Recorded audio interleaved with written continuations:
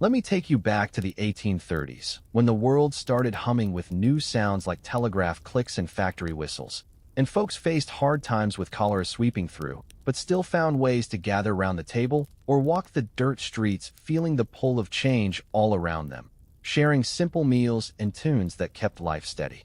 Folks woke up slow in those 1830s mornings, the kind where the first light crept through cracks in the shutters, and the air carried that damp chill from the river mixing with coal smoke already drifting in from the yards. I'd stir under the thin quilt my ma patched year after year, hearing the wood stove creak as Pa added sticks from the pile outside, the flames catching quick to chase off the night. That stove sat square in the kitchen corner, black iron belly glowing red soon enough, and we'd all gather round it while the pot of oats bubbled steady, stirred with a wooden spoon till it thickened just right. No fancy china then, just tin bowls passed hand to hand, steam rising warm against our faces as we spooned in the hot mush, maybe a dribble of molasses if the jar wasn't empty from last market day. Breakfast meant starting solid, filling the belly for the pull ahead, because once the sun cleared the rooftops, there was no lingering over empty plates. Pa would wipe his mouth with the back of his hand, pull on his wool cap, and head out to shake off the sleep, leaving us to clear the table quick, scraping leavings into a bucket for the pigs down the lane. That wood stove held the heart of our mornings, fed with chunks of coal hauled up from the shed or split logs from the woodlet, the kindling snapping loud as it took fire. We'd bank it careful the night before so embers waited ready, saving time when the rooster's crow cut the quiet. Ma added water from the pump out back, cold and clear from the well, watching it simmer down with a handful of salt and whatever grain sack had enough left. Sometimes cornmeal mixed in for variety, ground coarse at the mill, giving it a chew that stuck to the ribs better than fine flour ever could. We ate standing some days if the hour pressed, bowls balanced on the sill, while chatter filled the room about who owed what chore, or if rain would turn the paths to mud again. It felt good, that simple heat and full stomach, binding us before the day scattered everyone to their pulls. No rush of clocks ticking then, just the sun's climb telling us when to move, and that breakfast kept us steady through whatever came. Then came the factory whistle, sharp and high like a steam kettle let loose, blowing right at dawn from the mill down by the tracks. It pierced the fog rolling off the water, calling men and boys out of their beds if they hadn't stirred already, boots thumping on floorboards as they laced up quick. I'd hear Pa curse soft under his breath sometimes, pulling suspenders over his shirt still rumpled from sleep, grabbing his tin lunch pail wrapped in cloth. That whistle meant work waiting, looms needing hands, or engines fed coal. Steady pay if you kept pace from bell to bell. We kids froze a bit at the sound, knowing it pulled him away till dark, the echo hanging in the air long after as folks streamed down the street, coats buttoned against the bite. It mixed hope with the hard edge of leaving the stove's warmth, faces set plain as they trudged past lanterns still flickering out. In our growing town, that call built everything from cloth bolts to iron rails, turning quiet farms into streets alive with purpose. Walking to the loom shed followed close, paths rutted deep from cart wheels and boot heels, sucking at your soles after any rain turned them to clay. Bricks rose ahead, smoke curling steady from stacks, the clack of machines humming faint even from half a mile off. I'd tag along some mornings before school, carrying Pa's extra rag bundle, dodging puddles that mirrored the gray sky overhead. Hands got calloused quick inside from feeding wool to the spinning wheels, rough fibers catching under nails, but the rhythm settled in like a heartbeat after a week or two. Dust hung thick in the air, wool bits floating in sunbeams through high windows, coughs mixing with the steady thump of treadles. It built our town one thread at a time, cloth rolling off in bolts for dresses and coats shipped east or west, putting food back on our own table. Folks nodded passing each other on that walk, sharing a word about the weather or last night's news, making the miles feel shorter. Coal smoke filled the air thick by then, hanging low from chimneys feeding the steam engines that powered it all, turning mornings gray but warm at the core. We coughed a bit walking through it, eyes watering some, but breathed it deep same as the life it brought right to our doors.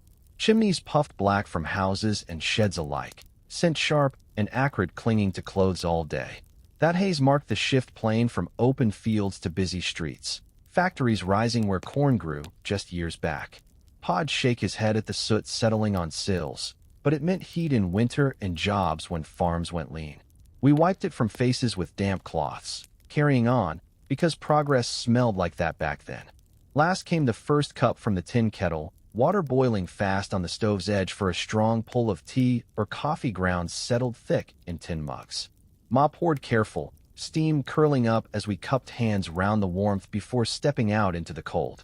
It burned going down, waking everything sharp, a small steady thing holding the morning together in changing times. Black tea leaves steeped dark if we had them, or chicory root roasted brown for a bitter kick when stores ran short. Sipping it made the day feel possible, standing there a moment before the whistle pulled us all forward. Those mornings wove us tight, simple acts stacking up against the pull of whistles and wheels, keeping home real amid the growing hum of the city around us. Those telegraph messages started coming into our lives slow at first, like a neighbor testing a new tool, back when Samuel Morse and others got those wires humming with dots and dashes in the late 1830s, pulling news from places that used to take weeks by horse or boat. I'd stand outside the little office in town, with siding still fresh smelling from the saw, watching the operator inside bent over his key, fingers tapping steady on brass that sent electric sparks racing along copper lines strung up on poles. It wasn't magic, just clever men figuring how current could jump gaps and carry words, shrinking miles into moments, and folks gathered quiet when a message clicked through, holding breath till paper came out marked with code. Pa called it the lightning talker one evening over supper, passing bread as he told how it tied kin scattered by work or sea, and we kids leaned in close, imagining those invisible pulses crossing rivers and hills. That first office sat by the rail yard, door propped open summer days, so the clatter mixed with train whistles, drawing us with promises of letters without stamps or seals. The click of the key echoed sharp in that small room, Morse code born from his years of trial, dots short like a quick breath and dashes drawn out steady, each combo standing for a letter folks learned by ear or eye. Operator wiped sweat from his brow, shirt sleeves rolled high, as messages poured in from Washington line that ran to Baltimore by 1844, though tests hummed earlier pulling towns into the net. We'd peer through the glass pane, seeing paper strip unwind from the receiver, needle jerking left and right to mark the code, then his pencil scratching it plain for the waiters outside. It felt real close, that sound carrying father's brother safe in New York or word of cotton prices steady down south, beating any rider's gallop. Ma clutched those slips sometimes, reading slow by lamplight later, her voice soft as she turned scratches back to cents, binding us to faces we'd not seen in months. Progress rode those clicks, simple as a man's hand on metal, yet it changed suppers from guesswork to knowing. Waiting at the office window built its own rhythm, lines forming short on busy days when ships docked or trains unloaded news from afar, men shifting boots on plank walk, while women held shawls tight against wind. Operator nodded us in one by one, handing over the folded sheet with a word on charges paid or due. No fanfare, just the weight of what it said. I remember one gray morning, fog thick off the water, when a tap brought word Pa's cousin made port whole after storms tossed his vessel, relief washing faces like sun-breaking clouds. That weight held more than paper, stretching minutes with talk of who sent what last, sharing bits from our own news while eyes flicked to the key still working. Town felt smaller then, strangers turning familiar over common hopes. The office a steady post in growing streets where factories puffed and carts rattled by. We'd walk home slower after, paper safe in pocket, letting the words settle before supper chatter. Reading the dot sheet took practice, those lines of marks looking like hen tracks at first, but we puzzled them out with a key printed cheap on broadsheets, matching patterns to ABC till words formed plain. Operator wrote careful, no smudges if he could help it, folding it neat for the handoff, and home by the stove we'd spread it flat, voices taking turns sounding out the news. One slip told of kin heading west for land claims, pulling at Pa's thoughts as he stirred stew, wondering if opportunity called us to someday. It eased the pull of empty chairs at table, bringing voices across distance without the postman's delay, and kids like me traced the dots with fingers, committing code to memory for our own games. That paper weighed light but carried heavy, turning silence into stories shared round the fire. Wires along the road went up fast once lines proved true, linemen climbing poles with belts and spikes, unrolling copper that gleamed dull under sun before insulators clamped it tight. We watched from fences, horses nickering close, as they spliced joins and tested sparks jumping blue in damp air, stretching from city edge to our town proper. Pop pointed out how it followed rails mostly, handy for signals keeping trains safe apart, but soon enough private words rode the same path homeward. Sparks flew now and then on stormy days, thunder chasing the current, yet lines held mostly firm, humming faint if you pressed ear to wood. Progress passed right by our door that way, poles marching steady like soldiers, tying our quiet street to the wide world waking up. News of distant kin arrived in those bursts, a tap saying brother arrived safe in the west or ship docked whole after rough seas, handed over with just a nod at the window. We'd hold that slip close through the walk back, reading twice over bowls of mash at supper, faces lighting as details sank in. It meant someone out there thought of us enough to pay the fee, bridging gaps work or Wander had carved, and Maud tucked it in her Bible drawer for keepsakes read on slow nights. Those messages kept life steady amid cholera whispers and factory pull, plain words proving ties held strong no matter miles. Evenings eased sweeter with that knowing, fiddle maybe scraping soft after, codes click fading to memory's comfort. Cholera came creeping into our town in the summer of 1832, riding in on ships from down south or folks moving through on the river boats, hitting hard with cramps that doubled men over and bowels running loose like water from a burst pipe, turning faces gray and skin cold overnight, even in the heat. I'd wake to Ma lighting lamps early, shadows long across the floorboards as she checked on neighbors slipping out quiet in the night, the air thick with fear that walked the streets same as the carts rumbling past at dawn. Strong backs from the mill went pale and weak by noon. Buckets set out front when the sickness struck, and we learned quick to keep distance yet help where we could, passing bread through fence slats or water boiled clean. Pa spoke low over breakfast that first week, saying it started in places like New York, where thousands fell, 3,000 gone in the city alone. Poor immigrants hit worst in crowded spots down by the docks, where filth pooled and flies buzzed steady. It spread up the rivers to us, Quebec and Ontario feeling it same time, pulling families tight as death took without warning, leaving empty chairs and quiet suppers. Folks called it the black cholera for the dark rings under eyes and the swift end it brought. No doctors bleed or purge holding it back much, just prayers whispered and hands wrung white. Sudden fever hit without mercy. A man walking steady to work one morning found doubled in the dust by noon, sweat pouring cold as rice water spilled from him, voice gone hoarse calling for kin. We'd hear cries cut short through thin walls, lamps flaring all night as wives tended what they could with cloths soaked in vinegar or weak tea from the garden mint. Children went quick too, small bodies crumpling like they carried less fight, and Ma kept us inside those days, windows shut tight against the wind that might carry the bad air doctors blamed. In Philadelphia it raged fierce, almshouses and prisons losing hundreds where crowding made it worse, inmates fleeing when gates cracked open, spreading it to farms and villages roundabout. Our town saw wagons slow at first, then steady, hauling the sick to sheds set up quick on the edge, boards nailed hasty for walls and roofs leaking rain. Fear settled deep, changing walks to market or mill shifts, eyes flicking to every cough or pale cheek. Passing by, yet life pulled on because stopping meant no bread come evening. Boiling water for safety turned every hearth busy, pots set heavy over fires from dawn till the embers died, steam rising thick as we filled buckets to share down the row of houses leaning close. Doctors finally said clean drink saved lives after watching river water pull more down, so Pa pumped the well dry each morning, straining it through cloth before the boil that killed whatever hid inside. Neighbors passed full pails hand to hand, careful not to touch, voices calling thanks through the dusk as lamps winked on one by one.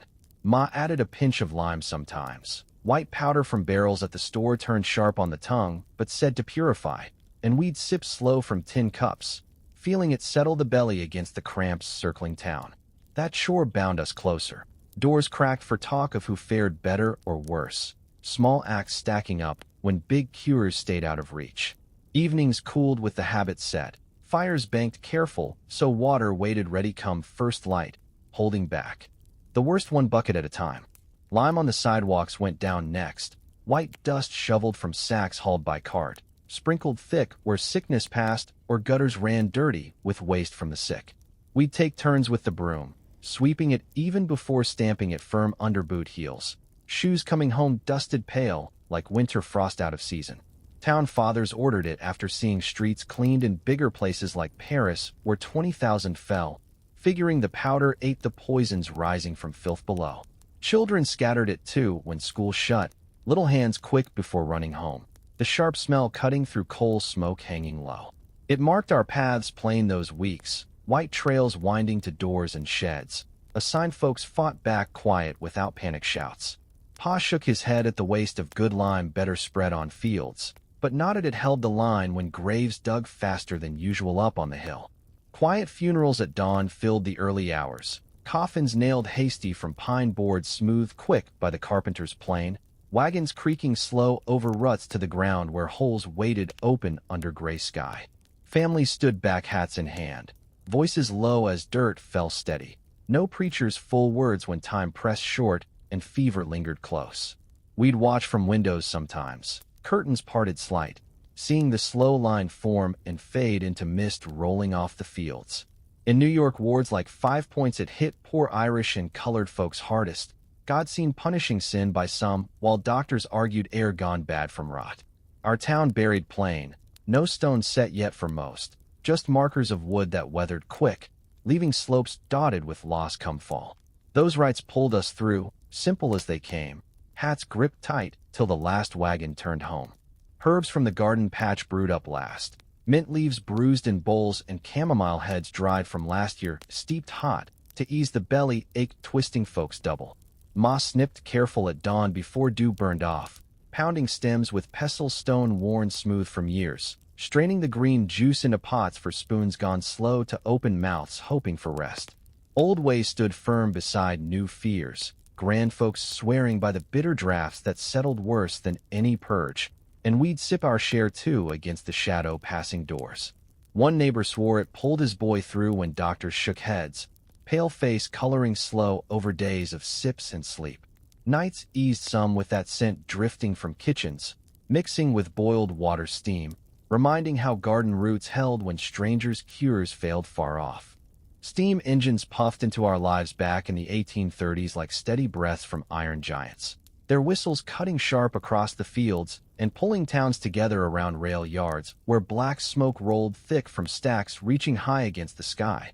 First lines snaking out from places like Baltimore to places farther west, hauling freight and folks faster than any horse team ever dreamed. I'd lean on the split rail fence by our place, close enough to feel the ground rumble underfoot as wheels gripped iron tracks laid fresh with spikes hammered true by crews working sunup to sundown. The hiss of steam venting loud after a stop, while water tanks filled from pumps creaking steady. Pa took me down once when the first passenger car rolled through, with benches inside shaking with every tie it crossed, faces peering out windows at fields blurring past, and that whistle pierced the air for miles announcing arrival or departure, a call that built depots and sidings overnight. Engines. Needed coal shoveled constant into the tinder car behind the cab. Firemen stripped to the waist, tossing lump after lump into the roaring maw where flames licked blue hot, building pressure till gauges danced and rods pushed pistons smooth. It changed everything slow then fast, goods moving from docks to mills without wagons bogging in mud, tying our growing town to rivers and ports where barges waited heavy laden.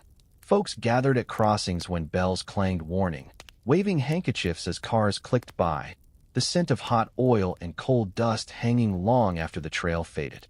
That whistle from the rail yard blew clear at all hours, high and lonesome in the morning fog or bold at noon when freights coupled on, piercing talk in the street or supper chatter indoors, letting everyone know the line lived and breathed right through our midst. Early engines like the Tom Thumb tested ground between cities, pulling cars of passengers who marveled at speed topping 20 miles clean, though horses still raced them some days for bets around town. We'd count the cars trailing behind, flatbeds stacked with lumber or crates bound for the textile sheds. brakes screeching as sand dropped to grip wheels on down grades. Pa said it beat canal boats that crawled slow with mules plodding banks. Now iron horses huffed past in hours what took days before, shrinking the map for merchants haggling prices tighter. Children ran alongside till whistles chased them back, laughing breathless, while women at wash lines paused pins in mouths to watch the show. That sound marked our days, blending with hammers on anvils or looms clacking distant. A new heartbeat for streets filling with purpose. Shovel to the tinder kept those beasts fed, firemen swinging heavy scoops from tinder piles that dwindled quick under full steam, sweat pouring dark trails down backs as heat blasted face and arms, gloves charred black from stray embers flying free. Coal came cheap from pits nearby, screened lump by lump before loading, and they'd bank the fire low at layover, raking grates clear of clinkers that glowed red in ash. Pa shoveled some himself on off days from the mill, earning extra to stock the winter bin, his shoulders broad from years at it, swinging steady without pause till the tinder brimmed again. That labor drove the whole line forward, steam building white plumes that drifted lazy over tracks, whistles thanking the crew with short toots as pressure climbed true. We felt the pull of it home too, Pa's hands rougher but pockets fuller, buying ma cloth for a new apron come payday. Simple work, back-breaking honest, powered dreams rolling on rails. Riding the passenger car came special, ticket pinched tight and fist bought cheap at the depot window where schedules printed fresh hung on nails, second-class benches worn smooth from coats and laps, wind whipping through open sides on warm runs. Tracks laid straight where ground allowed, curving gentle round hills with gravel banked high to hold the sway, and you'd grip the seat edge feeling every jolt as flanges hummed over joints hammered firm. Fields rolled green, then brown past the glassless frames. Cows scattering from rights-of-way fenced hasty with wire. Stops at crossroads where locals waited with milk cans or mail sacks. One trip Pa took us to the city end, 3 hours shaking steady. Faces numb from wind, but eyes wide at towns flashing by. Unloading at platforms bustling with trunks and hawkers calling. It felt alive underfoot, iron singing speed no stagecoach matched, pulling kin closer when letters said visit soon. Folks stepped off stiff-legged, stretching after miles. But smiles held from the wonder of covering ground so swift. Repairs by lantern light stretched nights long when rails bent from heat or frost heaved buckled ties. Crews out with jacks and sledges under oil lamps hung on spikes driven hasty into wood, sparks showering bright as hammers rang true on iron. Conductor walked lines ahead of runs, tapping joints for cracks hidden by day, sending word back by flag or horn if trouble loomed. Pa mended tracks some seasons, spikes pulled with bars clawed under heads, new ones driven home square with maul swings that echoed far. Lantern glow picked faces grim in the chill, breath fogging glass chimneys trimmed low, work done quiet till first whistle hailed the dawn train. Iron held when straightened true, rails gleaming fresh under moon before dew settled cold.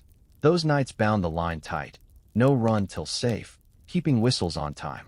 Freight from the docks unloaded steady at spurs run right to wharves where stevedores rolled bales tight with ropes to waiting flats. Cranes swinging slow if powered, but mostly backs and tackles heaving crates stamped destinations far.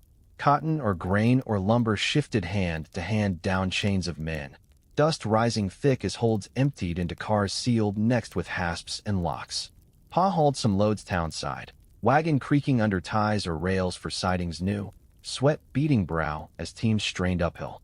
It fed the city from afar, engines pulling heavy trains that groaned under weight, whistles straining low on starts from still. Docks bustled dawn to dark, gulls wheeling overhead, the rhythm feeding mills and homes alike. Smoke trails at dusk painted evening gray, engines trailing plumes that caught last sun gold before fading black, cab lights flickering yellow as they curved out of sight down the grade. Weed wave from porches rocking slow, hands raised till taillights winked gone, rumble fading to quiet broken only by crickets calling. Night came with that far-off huff, a comfort knowing lines ran steady, tying tomorrow to today. Those steam days wove our world new, whistles and shovels building steady on ground we walked. Work in the mills pulled us in steady back in the 1830s, long brick sheds rising quick where farms stood quiet just years before. looms clacking from dawn whistle to dusk, with wool fed endless to spinning wheels that turned raw fleece into thread fine enough for coats and blankets shipped coast to coast. I'd slip in sometimes after school let out early, air thick with wool dust that settled on lashes and tongues, machines humming loud as 100 hearts beating fast, belts whipping overhead on wooden shafts powered by steam engines puffing outside. Pa worked the spinning frames, hands steady feeding roving from bobbins onto spindles that whirred wild till doffers climbed scaffolds to swap full ones off, piecing breaks quick before thread snapped waste. Days ran 12 hours mostly, sun barely up when we walked the rutted path together, boots crunching gravel still damp from night dew, faces set plain against the cold that bit through wool coats mended at elbows. Mills sprang up along. Rivers first for water power, then coal-fed steam let them cluster in towns like ours, pulling families from fields to frames where rhythm took hold, and pay came weekly in company script good at the store. That clatter filled our ears constant, blending with coughs from lint caught deep in lungs, yet it built steady lives from empty hands.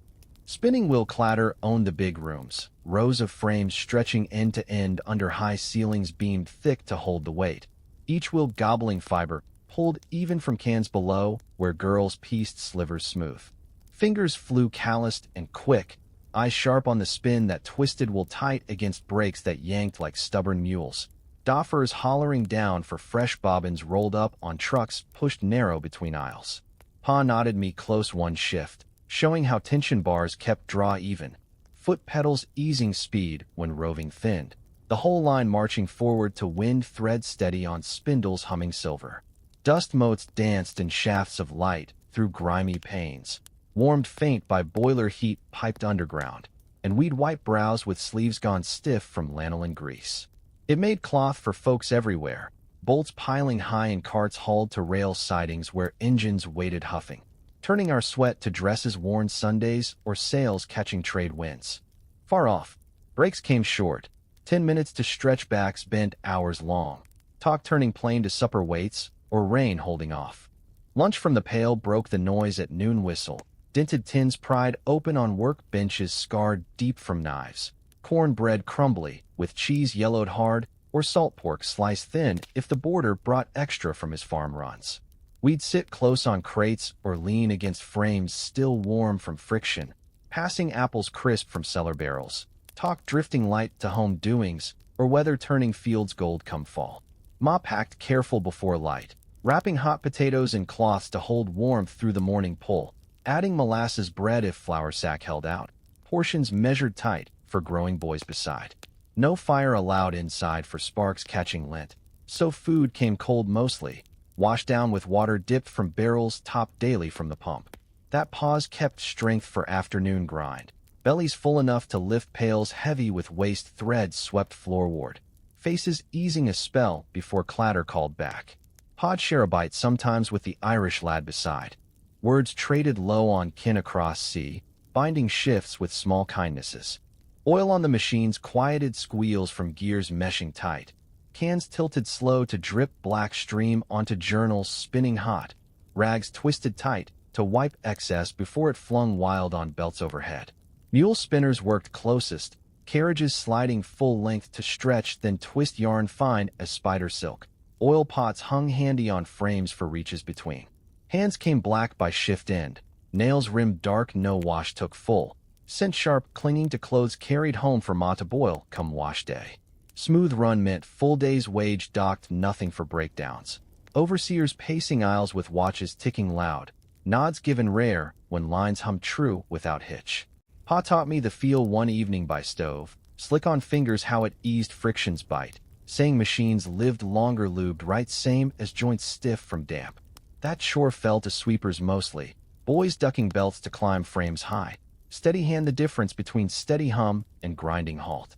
Children at the bobbin posts pieced threads broken sudden, small hands quick dodging flying shuttles on power looms further down where cloth wove plain, ladders leaned hasty for reaches overhead.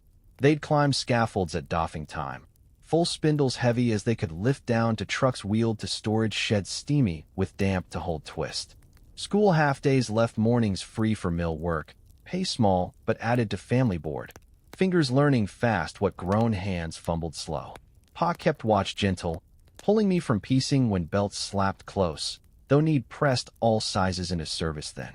Faces smudged young under caps pinned back, laughed short between tasks till whistle freed them running home paths kicking stones. Work came early those years, building shoulders broad before backs bent permanent. Evening walk home stretched legs stiff from standing, looms winding down to quiet broken only by last sweeps pushing lint to doors, sunlight low over bricks turning walls gold as we stepped out blinking. Paths led back past rail yard where engines cooled puffing faint, supper smells drifting from chimneys ahead pulling tired feet faster. Pod loosened collar then, talk turning to tallies made or bolts weighed at shift end, pockets heavy with scrip for Morrow's flour. Sun dipped behind hills as streets filled slow with workers nodding past. Home fires banked waiting with stew bubbled low. That walk unwound the day, whistles fading behind. Home pulling stronger than any factory call. Market day rolled around every Saturday in our 1830s town. Wagons creaking in slow from farms roundabout before sun topped the rooftops. Axles groaning under loads of eggs and straw nests. Cloth bolts wrapped tight against dust. And potatoes piled high in burlap sacks still damp from morning dew pulled off the fields. The square filled steady with those carts forming rough rows along the plank walks. Horses hitched to rails with nosebags dangling oats. Drivers wiping brows as they unhitched teams nickering soft for water from the trough pumped full by hand. We'd walk down early after breakfast chores, Pa carrying the scrip tin from last mill pay, Ma with her list scratched on paper scrap for cornmeal or salt if prices held fair, children trailing close eyes wide at the bustle building under oaks shading one corner. Barter started plain, hands testing squash heft or pinching cloth weave close, voices haggling low without shout. A dozen eggs swapped even for wool socks knit tight or a ham. Hawk traded against fresh butter pats yellow and firm. Town met full there each week, faces known from church or mill paths nodding hellos. Talk weaving through deals on whether holding rain off or telegraph word from the city docks. No big stalls fancy, just tailgates dropped flat for tables, scales hung from hooks clinking coins or weights balanced true. The air thick with earth sent off produce and wood smoke from fires where pies baked quick under pans. Fresh bread from the oven drew lines first. Loaves thumped out warm from brick ovens fired all night with corn cobs and hardwood scraps. Crusts crackling loud under knife blades as bakers sliced samples free to pull buyers close. We'd trade coin or last week's eggs for our share, breaking it hot right there steam rising white. Passing chunks down the line while cheese wheels cut thick beside weighted wrapped in cloths damp to hold fresh. Ma fingered the loaf bottom for doneness, nodding if it sang hollow under thump, carrying it home tucked under arm to slice thin with supper stew, the smell lingering on clothes all afternoon. Bakers hollered soft their counts left, flour sacks slumped empty by noon most days, and we'd linger a spell watching dough rise proofed under cloths or yeast stirred live from hops grown backyard. That bread anchored the day, traded fare from hands that needed dawn hours, binding farm to table without waste. Folks from mill row mingled with field hands there. Recipes swapped low on rising tricks or milk starters cultured slow. Apples from the orchard cart thumped heavy in gunny sacks. Red ones polished quick on aprons before piling high. Juice sweet bursting first bite down chins of children reaching high with sticky fingers for the best keepers tucked top. Wagons came loaded from hillsides where trees stood rowed neat from saplings set years back. Ladders leaned hasty for picks leaving ladders rungeed with bark. And drivers hollered varieties loud like winesap, tart for pies, or Baldwin's mellow for eating plain. Pa hefted a half-bushel testing weight even. Coins changing hands after sniff confirmed no rot hid inside. Carrying home for cellar barrels where they'd last through lean weeks. Children stuffed pockets bulging round till Ma shook heads gentle, juice staining shirts front that washed faint come boil day. Harvest taste lingered all day on tongues. Cores tossed to pigs rooting fence edges, a sweet pull against coming cold that bit earlier each year. Orchard men swapped tales of frost dodging or windfalls. Pressed cider sharpened barrels rolled careful not to slosh. News shared over goods flowed easy as the deals. Word of trains running late from washouts downriver, or cholera eased in the next county, overpassing with every handoff of squash or cloth yardage measured true on brass rules notched plain. Strangers turned familiar quick trading bits on prices holding steady or kin safe arrived by packet boat. Voices low under wagon canvas flapping light breeze. Pod lean on a tailgate hearing telegraph slips read aloud from pockets. Nodding if cotton held value for mill bolts or rails pushed further west pulling work our way. Women clustered by butter crocks thumping paddles rhythmic. Recipes traded for pie crusts flaky or bean boils thickened right, binding the square tighter than any rope. That talk wove the town whole. Market not just goods, but threads pulling scattered lives close one story at a time. Tools from the blacksmith stall rang fresh off the forge. Hammers glowing orange pulled long before quenched that hissed steam clouds thick, edges sharp and true laid out on blankets spread rough over planks scarred deep from years. Weed heft plowshares balanced light or axes wedged heads tight to helve smoothed oiled, feeling the swing true before coin crossed palms sweat damp from morning's heat. Blacksmith wiped soot brows with forearms black as his apron. Tongs hung ready for next heat, while bellows wheezed air steady into coals blooming red. Pa picked a hoe blade thin for garden rows, testing bevel keen on thumb callus, nodding price fair after clang tested ring, clear no flaws hid. Work tools came honest made that way. No frills just iron tough for fields turned hard or rails spiked daily. Children fingered nails sorted sizes in pails, dreaming sheds or fences mended come home time. Market wound down slow as sun climbed high. Unsold loads reloaded careful against ruts homebound. Square emptying to echoes of talk and hoof clops fading streets. We'd carry full baskets heavy against hips, pads dustier now underfoot, supper tastes already planning in heads full from the day's take. Those gatherings held us steady amid whistles and fevers, plain trades stacking joys simple and sure. Evenings settled gentle over our 1830s home once the sun dipped behind the hills and factory whistles faded quiet. Lamps trimmed low with whale oil or lard burning steady in tin reflectors hung on hooks by the mantel, casting soft glows across walls papered plain, while shadows danced long from folks gathered close round the hearth, where embers banked careful from supper coals. We'd clear the table slow after bowls scraped clean of stew thickened with carrots pulled fresh from the garden patch. Wooden trenchers stacked neat by the pump sink, where Ma sluiced them under cold stream before drying on the sill, hands chapped red from day's wash, but easing now in the warmth. Pa'd pull his chair square to the fire, pipe packed loose with tobacco twisted rough from market twists, puffing slow clouds that curled blue toward the low beams overhead. Talk drifting easy on tallies made at the mill or telegraph word from kin downriver, holding steady through the fever weeks. Children sprawled on rag. Rugs hooked thick from mill scraps, mending socks or whittling sticks soft under pocket knives while Ma stirred the pot hook one last time for breakfast oats set overnight. The room filling peaceful with scents of wood smoke, clinging clothes and breadcrumbs swept to the dog-nosing corners. No clocks ticked loud then. Just the fire's pop and wind sighing past shutters latched firm, evenings pulling us tight after days scattered by whistles and wheels. Supper of stew and bread anchored those hours. Pot simmered slow all afternoon, with beans soaked on and salt pork rind diced fine from the smokehouse slab. Onions chopped sharp on the board adding bite, while potatoes cubed thick held shape against the boil. Ma ladled generous into bowls passed hand to hand. Steam rising thick to fog lashes as spoons dipped steady.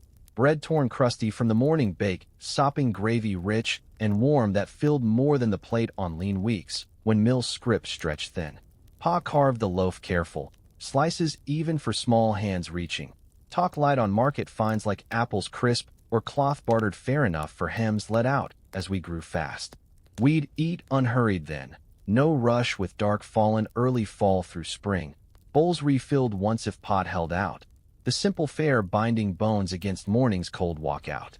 Leftovers banked in the oven overnight warmed embers, pulled hot for any late from track work or shed chores, evenings tasting of. That shared pot's comfort holding steady. Reading the weekly paper followed close, Pa spreading newsprint crackly thin under lamp chimney trimmed bright. Words of distant fires or rail lines pushed west jumping bold from the type, set hasty back east. Voices took turns slow round the circle, Ma picking up where his eyes tired, sounding out laws past plain or shipwrecks spared by chance, while fingers traced lines for the young ones tracing letters new. One sheet told trains hauling cotton bales steady past cholera blocks, pulling hope for mill shifts holding full, or elections turning quiet in towns where fevers eased at last. No pictures colored then, just black ink smudged fingers holding edges steady. World coming home by light's edge flickering soft, when wicks soot trimmed clean. We'd lean heads close listening. Questions bubbling plain on what canals fed water west or steamers crossed Atlantic whole. Evenings widening eyes beyond our streets humming change. Fiddle tunes on the porch called next when weather held mild. Pa's bow scraped strings tuned true on the old instrument carved plain walnut necks smooth years of pulls. Old airs we all knew rising simple, like reels of the north, or gathering peascod stepping light.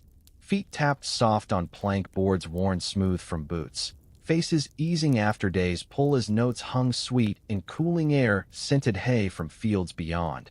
Neighbors leaning fences sometimes humming along low. Maud hums second voice steady from the door rocking chair creak.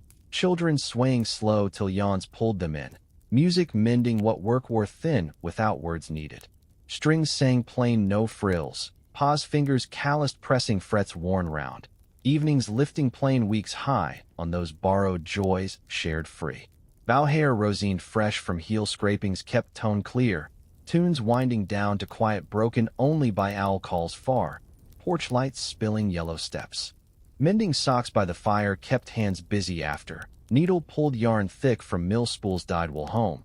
Heel holes darn tight with crosses even against the glow picking runs fine. Ma worked steady lamp close. Thimble-capped finger pushing point through weave worn thin from rutted walks. Talk drifting light on children grown or garden plots turned next spring. We'd take turns young ones learning slow. Knots tied firm, no snags caught boot later. Yarn colors mixed from odds holding patch against hole. Clothes lasted with care given that way. No waist tossed when mend held true. Evenings passing productive warm. Fire irons poked coals low for night hold. Shadows playing long on patched walls. Simple stitches binding nights sure. Stars through the window glass winked clear past the pane bubbled faint from sand poured molten. Fires out banked tight under ash to wait dawn relight, while we watched quiet pointing steady ones named from Pa's tales of boyhood fields. No lamps flared wasteful then.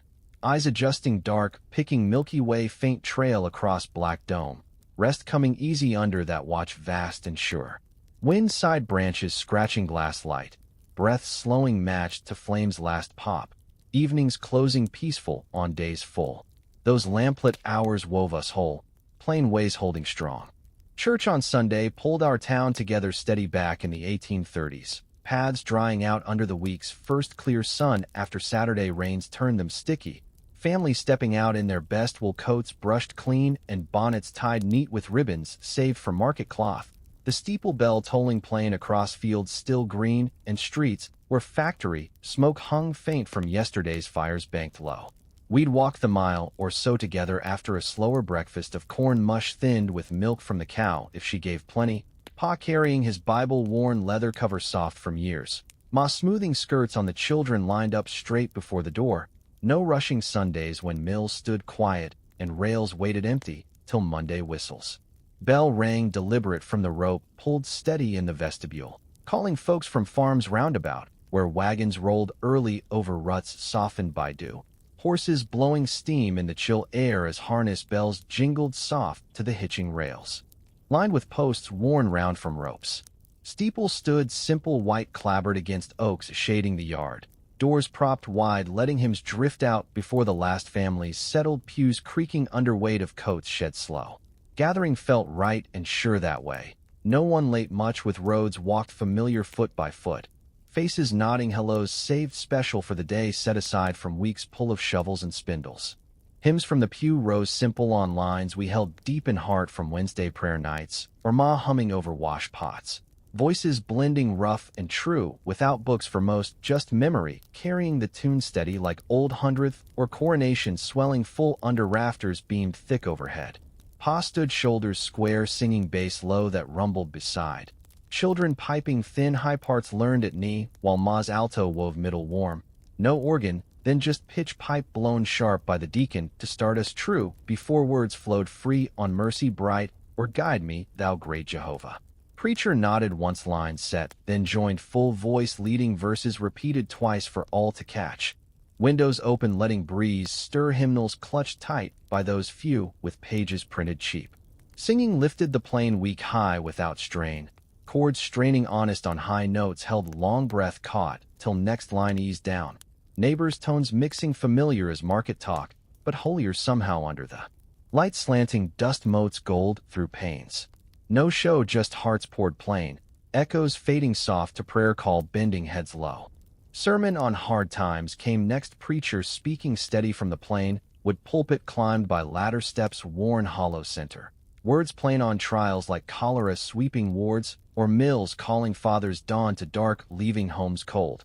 Holding fast through fever wagons and telegraphs bringing word of loss far off. He'd lean forward, hands gripped edges, Bible open flat, to verses read slow on job, standing firm, or widows might given full from empty purse. Eyes sweeping pews where faces nodded knowing close with chairs pulled empty, still from graves fresh up the hill. No fire and brimstone shouts, just quiet telling of lean winters past, when corn failed and rivers froze boats fast. Yet faith fed better than bread alone, keeping hands steady at looms or shovels. Pa shifted once in his seat, hearing mills named as tests sent providential to build character strong. Ma dabbing eyes discreet with handkerchief hemmed fine from mill scraps. Words settled deep without push, easing fears whispered all. Weak on cholera eased, or rails pushing west promising work steadier. Sunday truth binding scattered souls close under one roof ringing bell. Potluck after the service filled the yard under big elms dropping leaves gold come fall. Long plank tables dragged out groaning soon under pies crusted thick, with apples sliced thin or pumpkins scooped fresh from patches. Hem slices pink from smokehouses where hogs hung all month curing slow over hickory chunks. Women passed plates, heaped corn ears, boiled husks, stripped back, butter melting yellow down. Beans baked, molasses sweet from barrels tapped yearly. Bread loaves still warm, sliced generous beside cheese wheels cut wedges sharp on wire. Children ran edges grabbing bites between legs, adult talk flowing easy now on sermons landed true, or kin faring better post fever. Plates balanced lap, while forks tined tin clinked steady. Pa carved meat, steady knife, flashing sun warmed grass underfoot spell. Talk turning light on weather holding harvest, or telegraph lines strung further tying towns tight. Meal shared what words alone missed, filling bellies full against Monday's walkout. Tables cleared, slow scraps to pails for pigs rooting close. Fellowship lingering like stew's warmth hours after. Handshakes in the yard followed, plates stacked. Men gripping firm, callous to callous under sun climbing mild. Talk low on mill shifts holding or rail freights heavy promising pay come Friday script. Women traded recipes, soft voice on pie crusts flaked lard cold cut fine, or bread rising yeast proofed overnight. Shawls loose now, warmth built against skin freckled fair.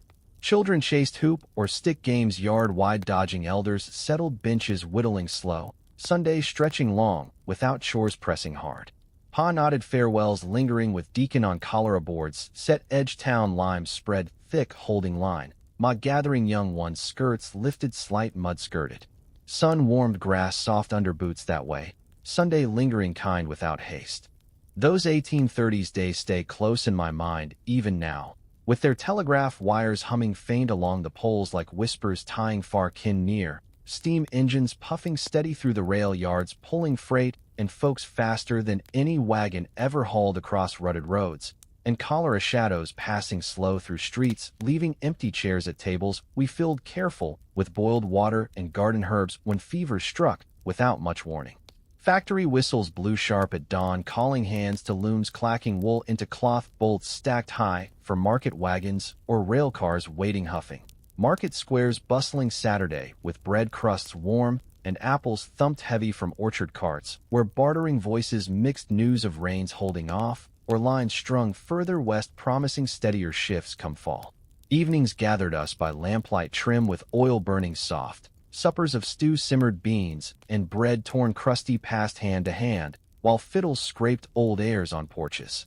Cooling, Church bells tolling Sunday, pulling families' paths dry under best coats to pews where hymns rose plain from hearts holding lines deep, and sermons settled quiet on hard times endured together.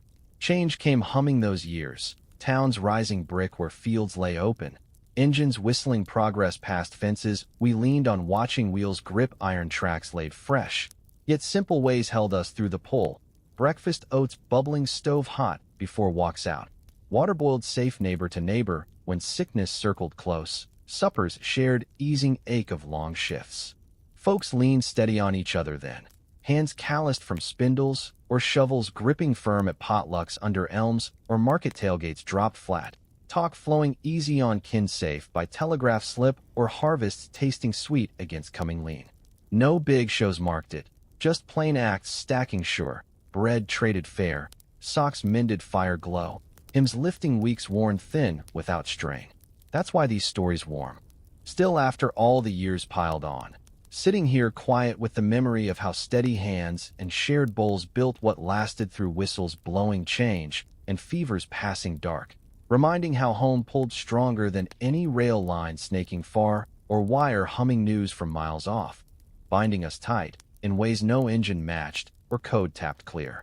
Life moved then same as now. One morning stove at a time, one evening lamp to the next, and sharing it plain keeps those days real close, like family round the hearth again. Mornings kept rolling much the same after that first whistle faded, with the wood stove still pulling us close through the gray light, filtering past shutters cracked open just enough to let the coal smoke scent mix with oats bubbling thicker now as Ma stirred in a handful more from the bin sacked heavy last market day. Tin bowls refilled quick for seconds if bellies rumbled loud against the cold that clung to walls thin as the day's pace stretched.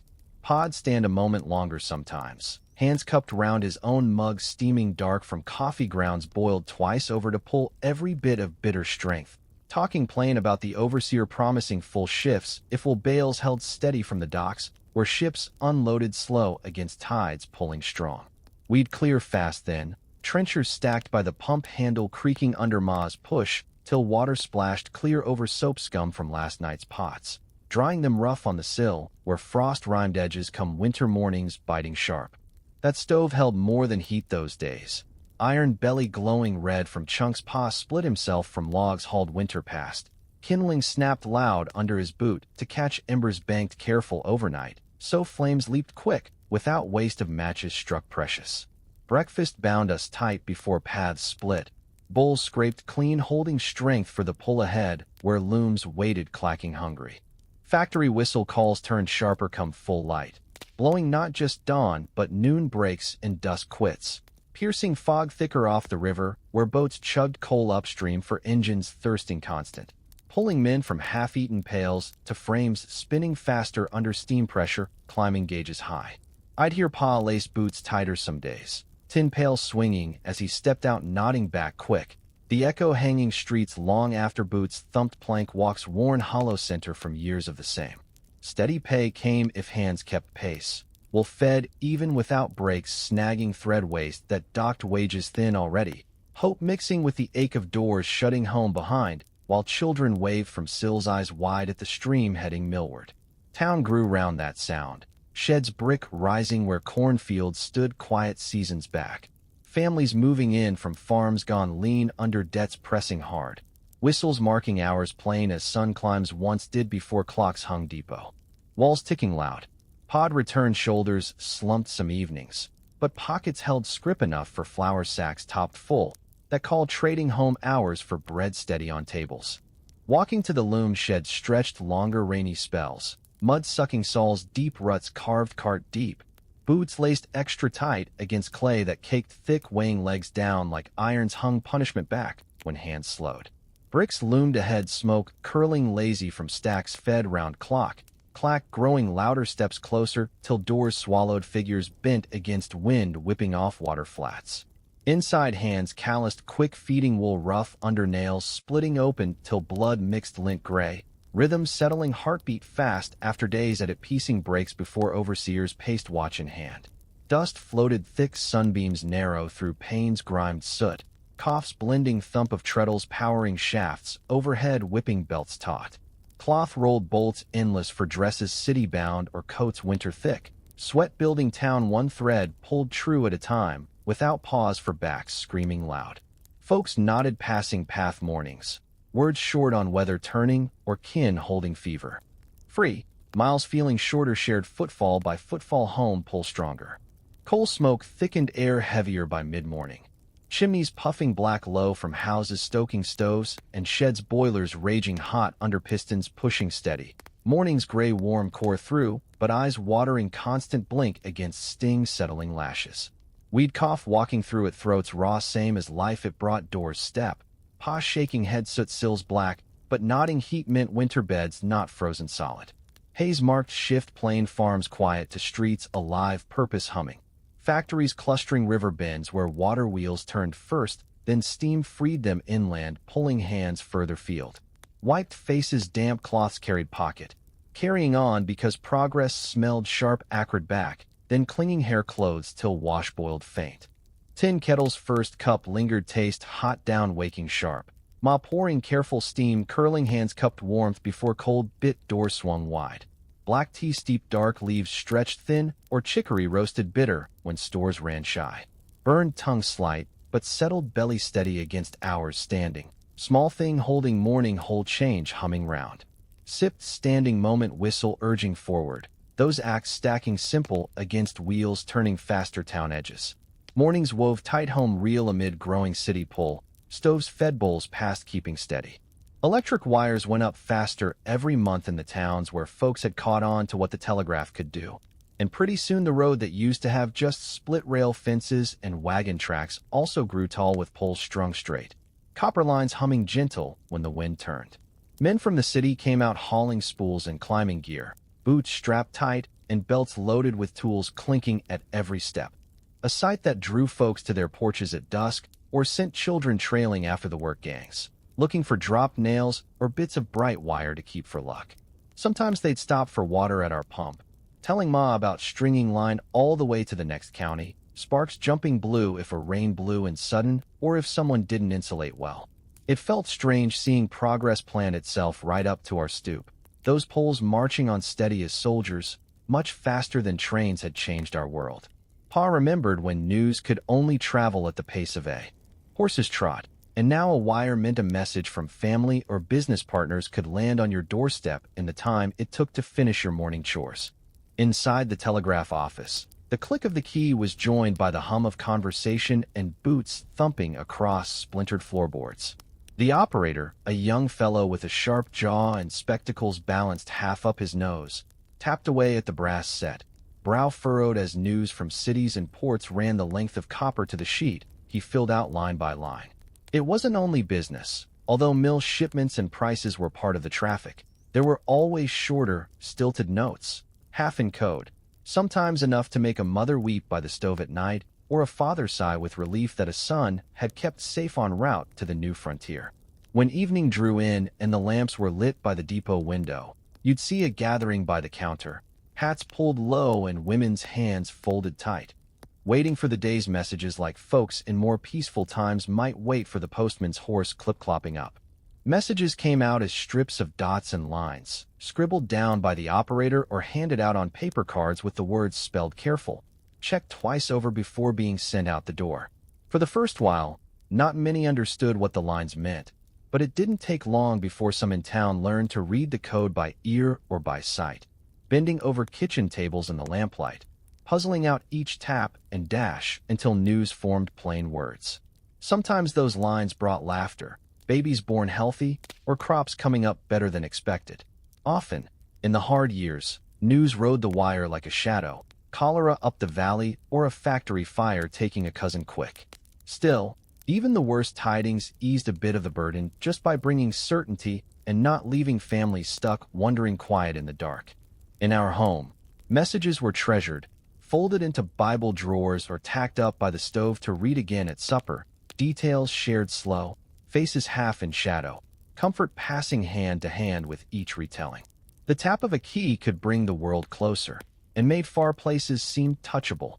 Brothers off at sea, cousins trying luck for land, families scattered by work, all held together better than any chain of letters sent by stagecoach ever could.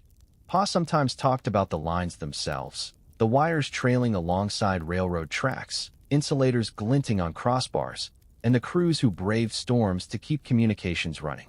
Lightning storms would sometimes knock out a line, but by and large, the system held. The work was hard, but it made each town feel less isolated, less at the mercy of rumor, famine, or fear. Even when the tap said a neighbor's herd had taken sick, or the price for wool had dropped, it was better to know for certain, better to face each day with the truth shared open. Progress hummed steady past our door, bringing change we had to bend toward, same as the winds that rattled the window glass at night. Electricity wasn't something we thought about much, but we felt its effects stirring new habits in our routines. The way folks started gathering at the telegraph office, waiting together for word, sharing the news once they got it. Those moments stitched community close, with sorrow and joy carried in equal measure along those thin copper strands strung tight above the road. And when news of distant kin arrived, a safe arrival, a new job offered, a bit of praise from family out west, it was held on to tight, folded and refolded, the paper yellowing but never discarded, proof against the hard years that had passed and the ones yet to come. Mornings in those years rarely started still. There'd always be the first to rise, hearing the wind nip at the window frame or the whistle's warning call as city day crept in. My bones still remember that cold, the kind settled deep through the plank floor where night's fire barely held. Sometimes it was Pa's boots hitting the floorboards, sometimes just the slow creak of the stove lid being lifted and the soft whoosh as flames caught on yesterday's ashes, and the house slowly took on that lived-in warmth, pushing out the nighttime chill, holding us together before we each stepped out into the push and pull of city living. If you listened, you could already hear the world waking. Cartwheels thumping the pock streets, crows calling from wires not there when I was a child, the low hum of voices trading, working, moving. It was a world that never waited, and we learned to match its pace. We ate what we had, sometimes porridge thick as paste, oats from a sack dragged up from the market, sweetened a bit if luck had been good that week, or a loosened crust from the bread that lingered overnight, hardening but still just right for dipping in weak tea, or the dark coffee Ma boiled so strong it made grown men wince. No fancy dishes or frills, just bowls and mugs passed hand to hand, what you needed and nothing more. There was a kind of peace in that, knowing whatever the day tossed at us, we started with enough in our bellies to face it. You didn't linger at the table. Chores waited, boots and tools and cloth bundles needed to be claimed before someone else got to them. Home never felt more whole than when we sat close, but it shook itself empty in a heartbeat as the day began. Out the door, every street and alley held its own world. The shop signs were battered by rain and soot, but still painted promises. Factories and granaries lining blocks Pa hadn't walked as a boy, each chimney trailing that same gray breath into the morning. You learned to know the sounds, the clang of the bell at the foundry, calls from the fish sellers, the snap as window sashes came open above you and voices drifted down, women calling to one another across the way, sharing news before the day's rush drowned out whatever comfort they passed.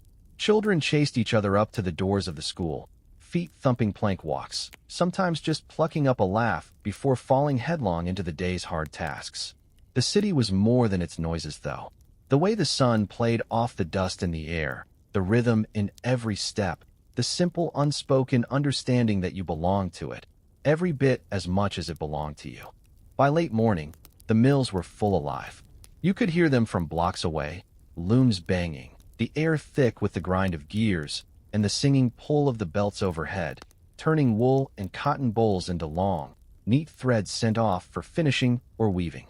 It was a marvel to watch, seeing how a room full of moving parts and sweating hands could make something soft and fine enough for a dress or a blanket out of nothing but stray fibers and water. My pa would nod to the men beside him, set his jaw, and lose himself in the swing of the work, hours vanishing beneath the clatter and thump, the world narrowing to the feel of the fabric growing stubbornly longer or the hum in every bone.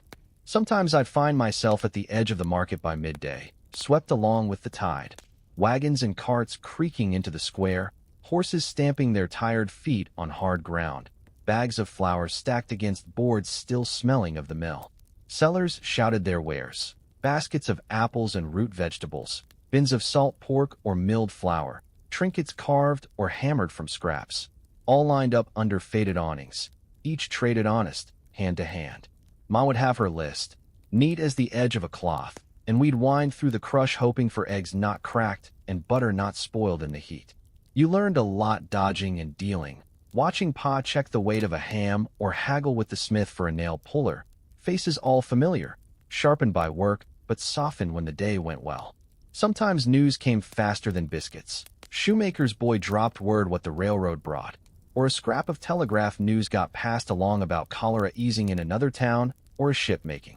Safe passage bringing coffee or news of kin. That's how you heard about trouble too. It was never proper to talk of sickness loud, but news didn't need shouting to spread. In cholera years, you'd see the signs before you heard them. The lime scattered on walks, doors closed early, children kept nearer home, water boiled so steady that kettles lost their shine. Fear was a quiet companion, riding in your chest when a neighbor took sick or a bell tolled at the church at the wrong hour. I remember days when the world felt smaller, not because news traveled slow, but because it carried the heaviness of an empty chair or quiet at the supper table. It tested us, made us draw closer, put more weight in every homecoming and every handshake. Somehow, just being with people, passing a scrap of news or a warm loaf, made it bearable. Not always heavy. Evenings had a way of smoothing edges made sharp by daylight. By the time the mills went quiet and the sun lowered, the air would turn cool, and you'd catch the smell of bread baking or stew bubbling slow for supper. Lamps hung on their pegs would be polished and cleaned, oil topped up by careful hands, and wicks trimmed right for a good strong flame. That glow, yellow and soft, stretched shadows long across walls papered with yesterday's news or painted the color of cream. Fire popped low and steady in the hearth, Pa rubbing his hands together as he looked over the day's tally, Ma sewing by the light, the scratching needle never stopping for much besides laughter or a story shared. Children sprawled nearby, socks to be mended, lessons read aloud, the crackle of the fire mixing with the quiet voices of family unbending after a day spent apart. Supper was never fancy, but always enough. Beans simmered thick with pork, bread torn and passed, maybe a slice of hard cheese if luck smiled. We'd talk over the table in the way families do, slow and low, yet every word carrying weight. Tales from the line, news from the next house over, reminders that the pails needed mending or the potatoes should be turned in the bin. Laughter came easy, even in lean times, because it tasted better than fear, and we learned to find it where we could. Some nights, if Pa was feeling spry, he'd take down the old fiddle and let us all join in, humming along or tapping feet, the music drifting out the open window, carried away by the breeze, maybe heard by a lonely neighbor or a stranger passing town.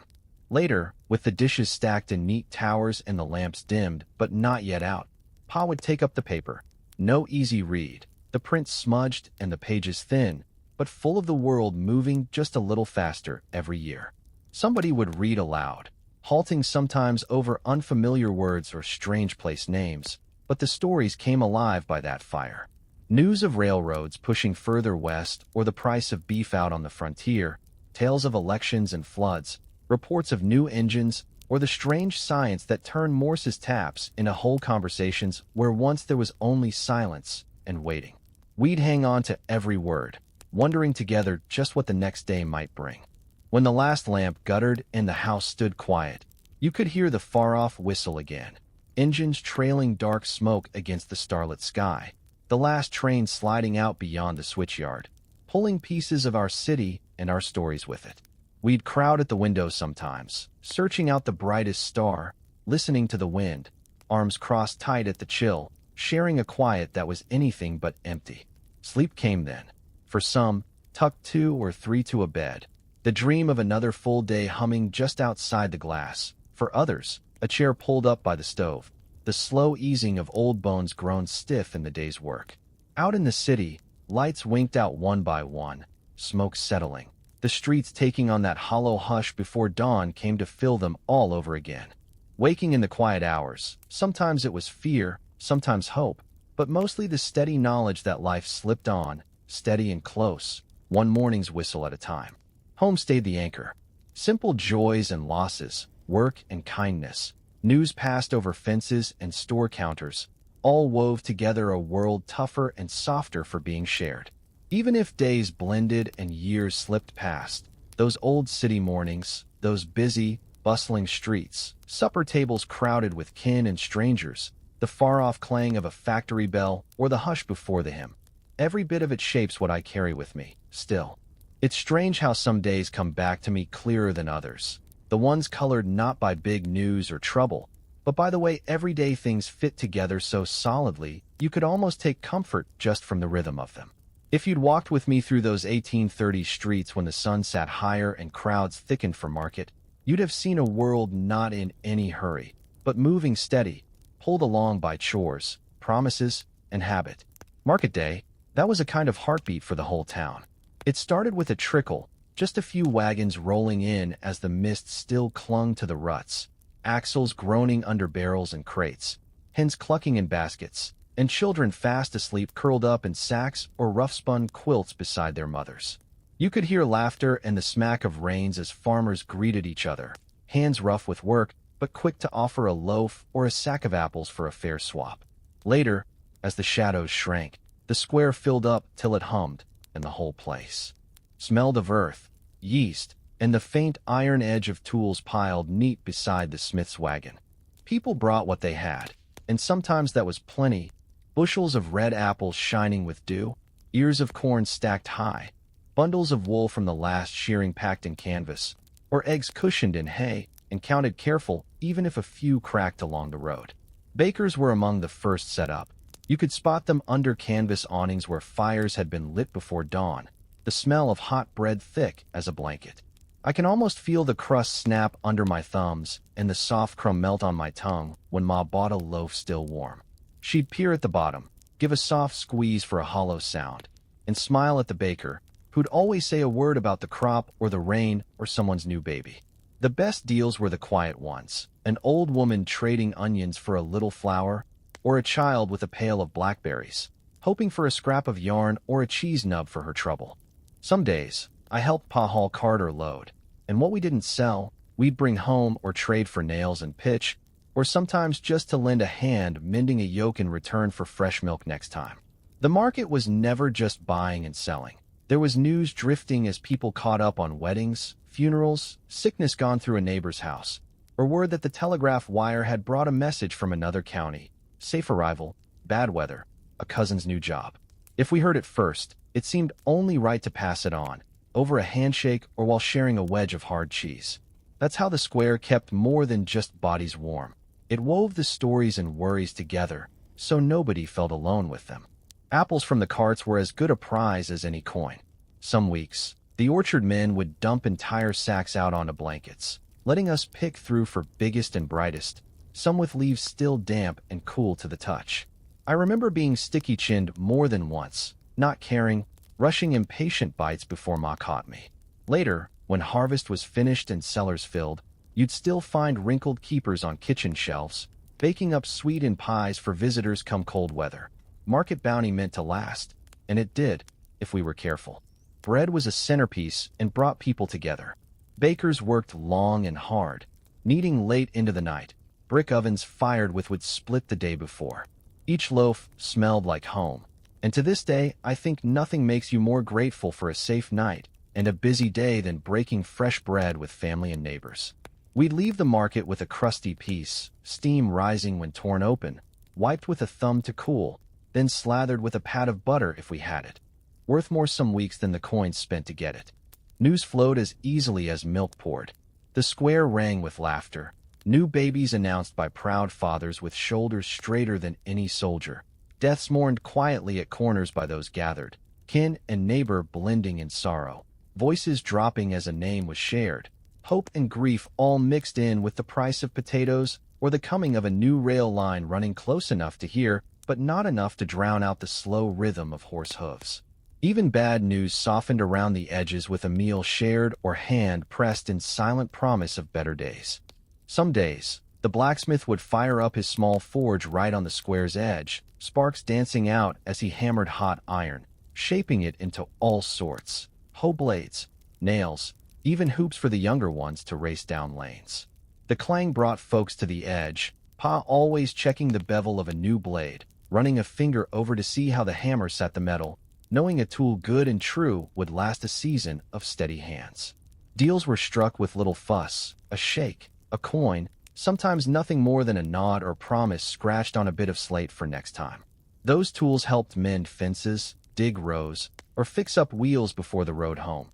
Reminders of how much trust bound us tighter than any rope the smith ever twisted. By midday, the square grew hotter, the sun beating down, and people pressed closer under shaded awnings or drifted toward the pump where cold water waited, ladled in tin cups passed round. Laughter became easier then, and time slowed. Folks lingering over pears or cheese, children darting between legs with apples clenched hard. Ma would tap her list, checking what still needed buying, and I'd know the best part of the day was nearly done. Coins changed hands, or sometimes just baskets, a dozen eggs for some sewing work, or a slab of bacon for the shoemaker's skill. As things wound down, wagons loaded again, a few trades made in haste as rain clouds threatened, calls out for lost hats or runaways caught up in other stalls. Walking home after market felt like following the echo of a good bell, each step lighter with the memory of all the faces, the snatches of song or story, the solid heft of supper in the baskets carried.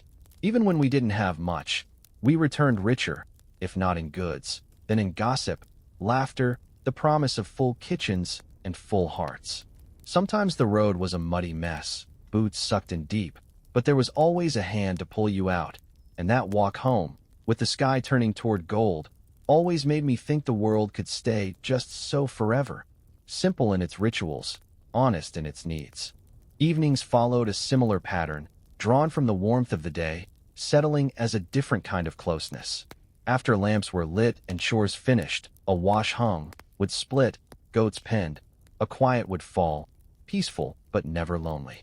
We'd talk over the supper table again, trading back the bits of news and kindness traded that day, savoring the bread and apples, whatever meal we'd planned from the market bounty. Laughter was always softer, stories ran longer, and the porch might beckon with its view of the fading street and the promise of one last look at the world before bed called us away. Those market days, with all their bartering and bustle, were the glue that kept the town whole. When hard times came, as they always did, floods, sickness, a crop failed, the memory of those crowded, sunbright squares helped us face what lay ahead. We remembered folks we'd nodded to or traded butter with, the friendly baker slipping a stale roll to a hungry belly, the old man who always had a handful of nails for a boy with a project in mind. It was never about riches gathered, but about the ties measured out in slices of bread and honest talk, each day laying more of that foundation you can't see, but always stand on. If you could have stood with me then, you'd have seen a world not defined by its changes, but by its steady joys, the barter of apples, the press of hands, the rise of a loaf, and the echo of bells down quiet streets, all pulling the day's story together into something that still rings true each time I remember. I can still remember how the world slipped quietly from workday to evening in those years. After the rush and shoving of the daylight hours, the town softened itself, everyone drawn by instinct toward lamp glow and the promise of supper. You might think peace was easy then, but an easy peace comes from hard work done together and the steady pattern of habits that shape you more than any big event. Evenings, for us, were a kind of reset. You'd come in, boots heavy with lint or mud, hands caked from weaving or carding or whatever work filled your hours. The lamplight seemed warmer for all that you'd earned its glow. It was a light that held back dark without any pretension, stretching across patched rugs and bare-board floors, the shadows piling up gentle instead of pressing sharp. Most nights, our suppers were ready before we hardly had time to sit, the table laid with a bowl for everyone and the scents from the kettle carrying its own memories, stew bubbling with whatever was in season, a heel of salted pork or a last carrot thin as a finger, thick bread set steaming from its place by the fire, or maybe just a spread of beans with a sour tang from their long soak. There was always enough to make you feel rich if you counted the company and the stories, because that's what turned thin broth hearty. A room full of voices, the kind that turned retelling the day's chores into small adventures or made old news worth hearing again and again, proof that home was where burdens got lighter with every laugh. After supper, if our pa hadn't dropped to sleep in his chair, he'd reach for the day's paper, the crackle of the sheets a signal that learning was just as much a part of us as feeding was. Sometimes he'd grumble over the price of wool in another city, or share a new invention's name with the same caution he'd use for a poorly mended fence. Mostly, though, someone read aloud, and we all listened. Stories about trains making west through forests untouched, faraway towns with funny names, or floods and troubles that set folks moving, searching out a new patch of ground, a new neighbor. Often, the stories led us back to ourselves, wondering what it'd be like to see those places, guessing if trouble or luck would ever turn up here. There was music, too. Almost always, music. Nothing that would impress anyone these days. Just a fiddle brought out when the air wasn't too damp, strings stretched and bow resined with care, or our ma's humming a tune from her girlhood, a lullaby so gentle it seemed to fold the evening right around you. We'd play it singing in rounds, or stamp foot to the old jigs. Even the youngest, fighting yawns, found a part for themselves, a clap, a whistle, a clumsy verse. All it took was a porch and a back step, and sometimes the neighbors' voices joined from their own doors, the music blending easily with the calls of night. Crickets, the wind shifting soft, a far-off dog barking into the coming dark. The world felt smaller then, bound tight as our circle of light. By lamplight, chores kept on, though no one complained. Socks needed mending, yarn spooled for the next day's weaving, buttons found and sewn back on a shirt's losing the fight with another season. The needle would flash under the lamp, hands working by memory more than sight. Ma's voice would float over the space, gently correcting a stitch, praising when one of us figured out how to turn a heel just right, or when we helped string beans to dry above the stove. Sometimes, there'd be quiet, the gentle click of knitting needles, or the hollow sound of water poured from kettle to bowl to warm a baby. Rest came not from the end of work, but from the way it was shared and softened by togetherness. Every window glowed by the time we finished, the glass wavy from old age, its view out to the street scattered with the small lamps of neighbors, each family their own island but close enough for the warmth to reach. When all else dimmed and the lamps burned low, Pa would open the door wide to look at the sky, drawing us with him to point out the familiar stars or the slow curve of moonlight across the roofline. Without city glare, every light overhead seemed a promise, and it wasn't fanciful dreaming, just the quiet sense that life was larger than you could hold in a basket or stir in a pot. The sky was always there to remind us that the town, with all its fevers and fishwives, smoke and scramble, was still just a drawing in the dust under those old stars. We'd drift to bed slowly, a child at a time, sheets rough but warm, promises whispered for the next day. Grown folks lingered at the embers, trading last thoughts about the price of coal or the chance for rain, moving about softly so as not to wake anyone who'd already managed to surrender to sleep. The fire would crack and die down, leaving a glow as sure as anything, ready to wake us again when morning returned. That was the rhythm the years set for us. Each night, a careful closing of the day's chores and sore feet. Each evening, a new weaving of memories and hopes, as real as the lamps we trimmed, as sturdy as the beams overhead. And though the days moved and changed, telegraph wires humming and engines rattling tracks until the land itself seemed to shift, the nighttime routines remained our anchor. Home was never more home than in those hours. Simple, warm, and fully ours, no matter which way the world turned when the sun rose. Sundays in those days brought a different kind of quiet, the kind you could feel in your bones before the sun was up, gentle and steady, curling through the shutters and settling into every corner of the house. The work week ran so hard and long that when Sunday came, there was a sense everything and everyone took a softer breath. The streets that bustled and clattered with boots and carts were suddenly still. If you opened a window, you'd hear far-off bells and sometimes a rooster or crow, but mostly the hush, as if the world held its tongue on purpose.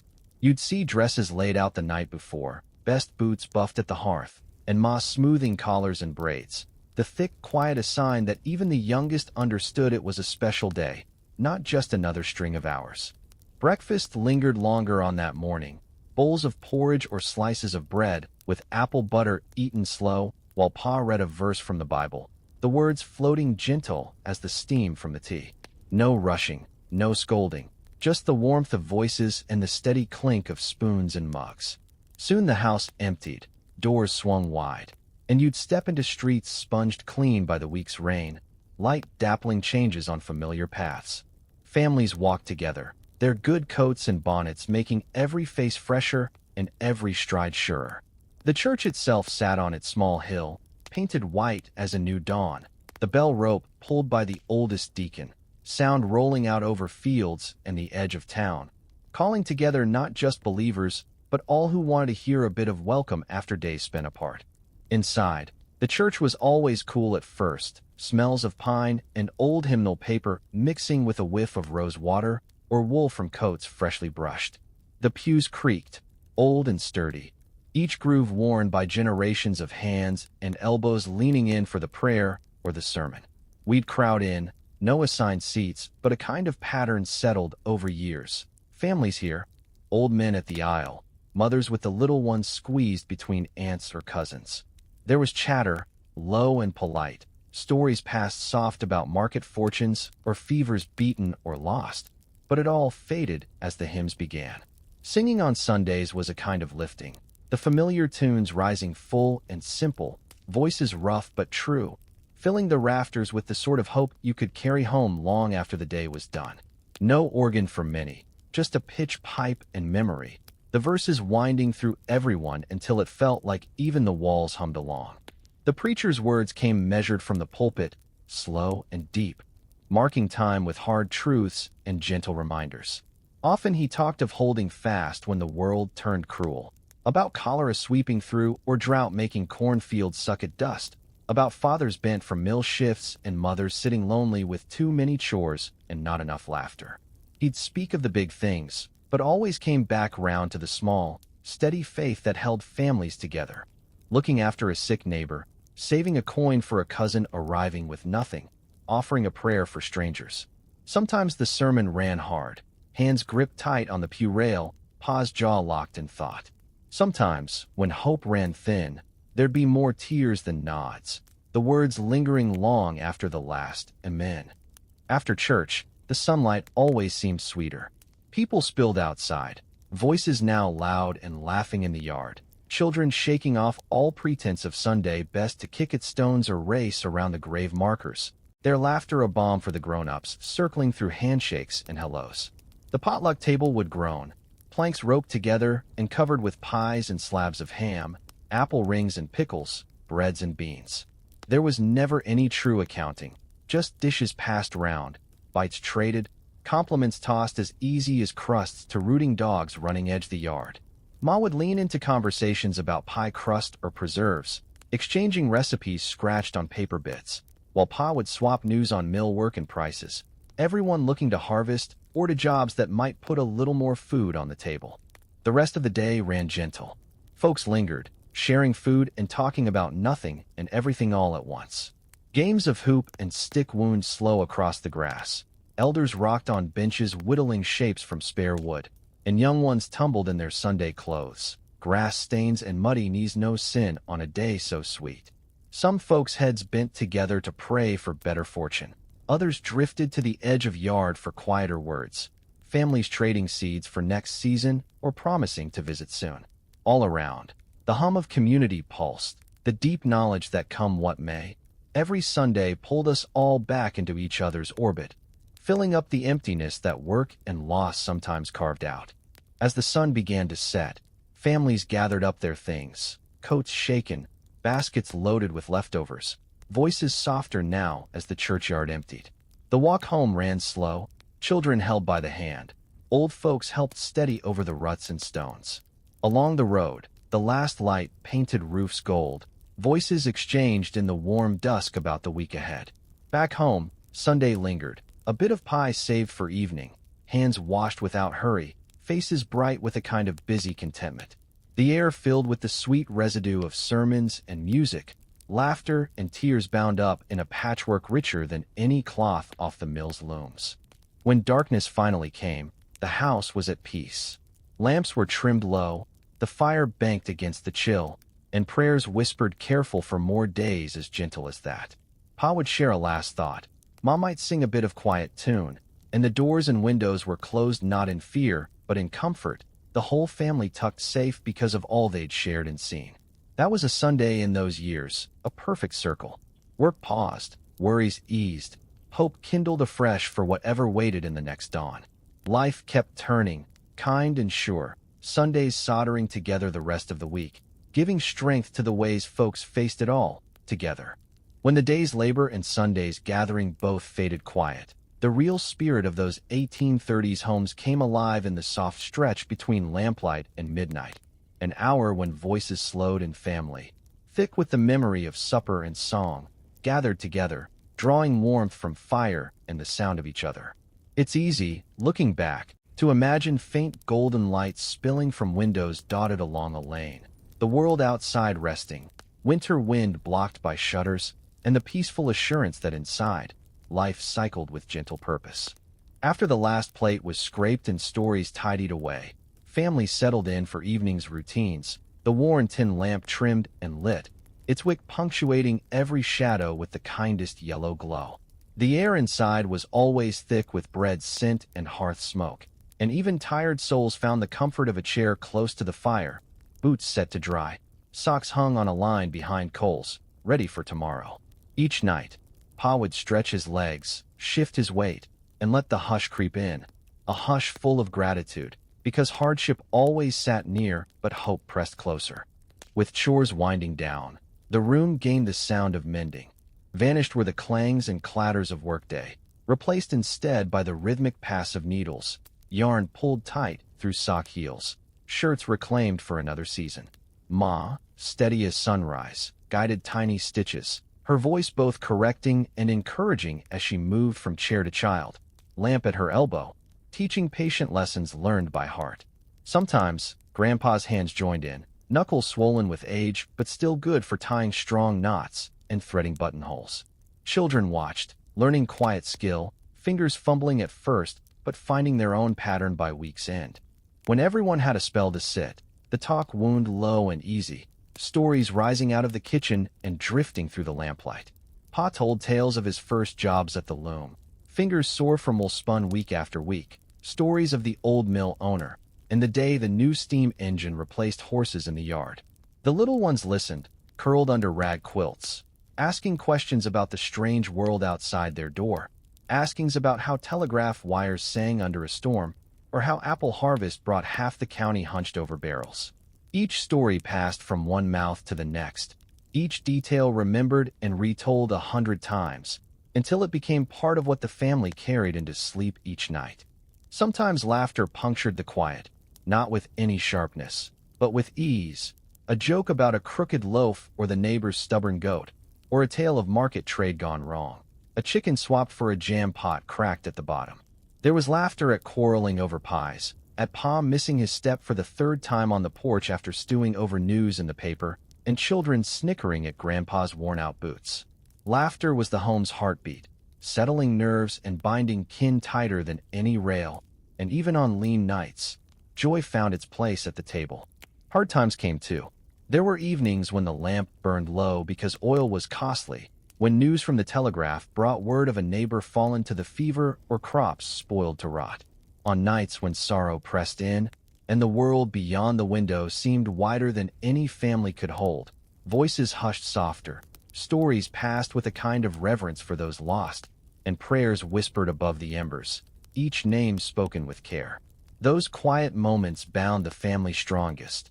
Hands reached for comfort without the need to speak, and even children sensed the importance of tears tucked away for later. On nights when the weather raged, wind battering clapboards and rain rattling panes, everyone huddled closer, the fire's heat fighting the chill, voices layered beneath the howl of the storm. It was a time for old songs, for stories of warmth and endurance, for the assurance that no storm lasted forever, and that, come morning, the roof would hold and the sun would rise on another day to work and gather and repair.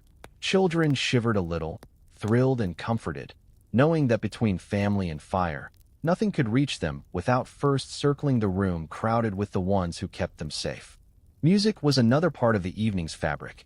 Sometimes, if enough energy was left, Ma would hum old tunes, or Pa would uncase the fiddle, its strings tuned by ear and bow hairs softened with the oil of his thumb. Music would drift through the house, mixing with the crackle of fire, and, if the weather was fair, the sound might escape through the window, joining other songs in the night, stitching together homes up and down the lane. Neighbors might answer, faint harmonies rising from their own porches, and for a moment the whole world seemed smaller, friendlier, and wholly shared. Children would dance if they could, feet swinging across rough plank floors, giggling, until even the oldest among them remembered youth. When sleep beckoned, routines unwound quietly. Pa would bank the fire with a few last logs. Ma would set up oats to soak for morning, and children tucked themselves away in beds pushed close to the stove, quilts piled high and windows blanketed tight. Evening prayers were said, each wish for health and kindness cast into the dark with the hope that tomorrow would be better for every soul under that roof. Sometimes, Pa stayed back by the fire, letting the last news linger in his hands or thoughts, thinking over what needed doing when light returned. It was never dramatic, but always meaningful, a slow, careful process of ending one day and shaping the edge of the next. Night carried its own music outside, wind, the distant whistle of an engine or the bark of a dog. Inside, the family settled into dreams. The last lamp guttered out and the shadows deepened. Sleep came gentle, carrying children into lands thick with apples and bread, grown folk into hopes for next season's harvest or for news from kin who'd gone west. The world turned quietly then, full of old magic and the endless cycle of work and care. And in the stillness, you could almost hear the house breathe, calm and content. In those hours, the lines strung outside by telegraph men, the rails laid by laborers, the news carried by market gossips, all faded, leaving only the lamp's light and the fire's warmth, and the unwavering certainty that home, steady and lived in, would always be enough. What truly lingers after all these years is not the clatter of factories or the rush of engines. It's these evenings, the simple rites, the patient, predictable patterns, the gentle way each family made peace with the day and shaped its own warmth out of the darkness. That's what lasts. That's what stays. Some years, when the bells rang long and the ground held the warmth, you'd swear Sunday lasted through to Monday, carrying its peace and quiet all the way into the stretch of another week. But even the gentlest day had to end, and morning always came. That was the oldest rhythm in our world, the bright, clean promise of a day begun proper, and the slow winding down, the folding of a day into rest and memory. After dawn, under skies turned gold, our house heaved back to life. Chores repeated with such steady hands you could forget how much depended on them until something went wrong, a pig loose, or the pump handle cracked, or one of the little ones sick. When the world works right, nobody notices, but every hand and every hour carried a piece of what kept the future solid. The week started with habits too old to name. Pa might wake first, stretching out creaks and aches from the straw tick. Boots slipped on before the sun fully claimed the room. Ma always seemed half awake even as she stirred the pot. She'd have oats softened overnight, busy hands working by the dim light of a lamp. Breakfasts on those days were smaller and quicker, bread if it held up, sometimes cold meat saved from Sunday's supper, and always enough tea or coffee to keep cold from biting. The children hurried through their portions, each one carrying out a chore. Fetch water, sweep stoop, check for eggs out back, or help Ma string up wash before the day's heat built up. Through every job, there was softness, voices reminding, laughing, sometimes barking a correction if a shoe was missed or a chore doubled up. Neighbors passed with waves from baskets and buckets, and sometimes traded a story over the hedge.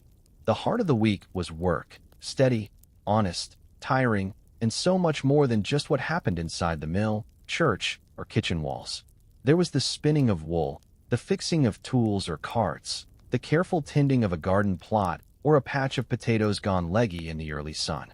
Pa and the older boys trucked their way down the street to join the men at the sheds, the workshops buzzing louder every month, new arrivals swelling the ranks, everyone needed, everyone known.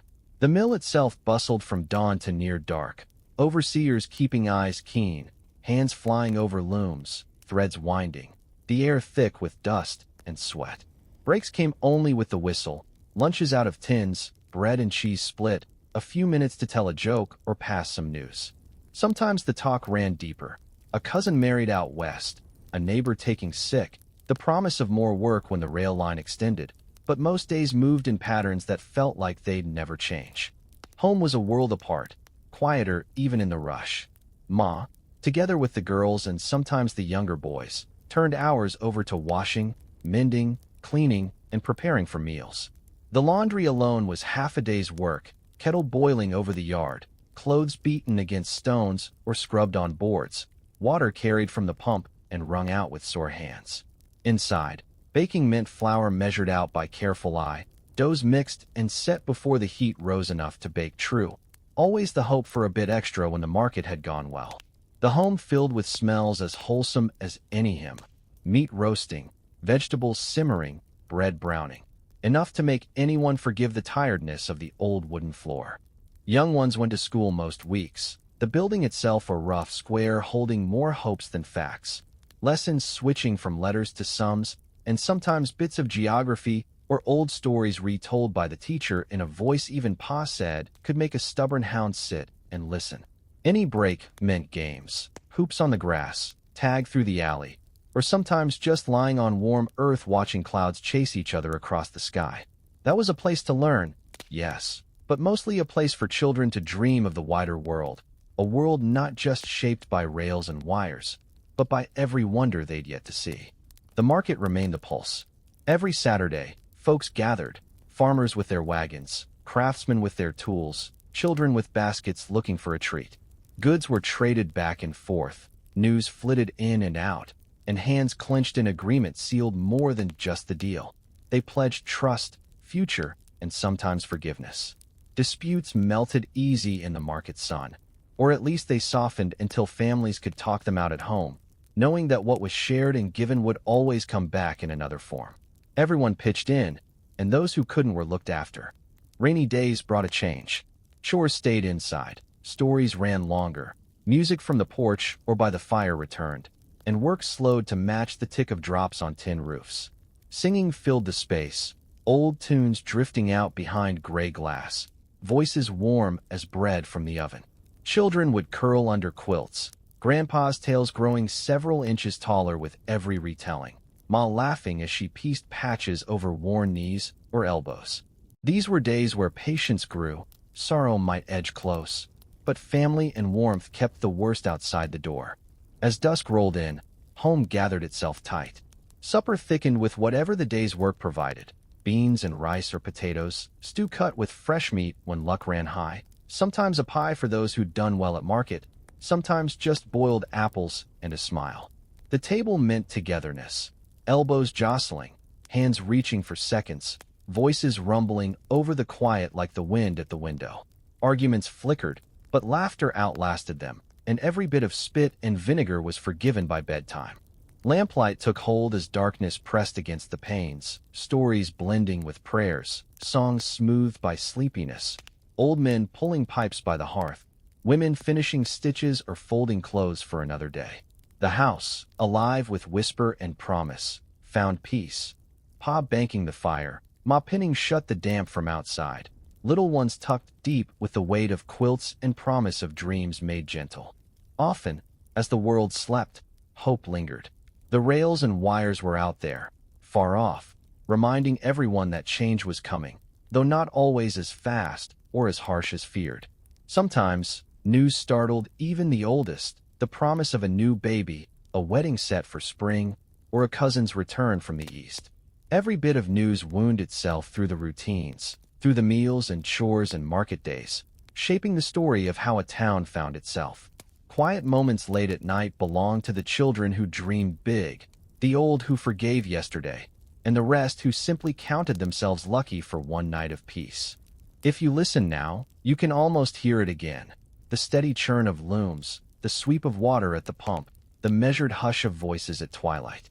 Life built itself in small acts: the kindness in a loaned hand, the faith that what was planted would grow, the patience in forgiving old debts. Some days brought loss, some days joy, but the warm air at night, the safety of home, was enough to make even the hardest hours seem lighter. It's not the big changes or the wild stories that stay with you, not the grand arrival of new tools or the sudden news from the rails.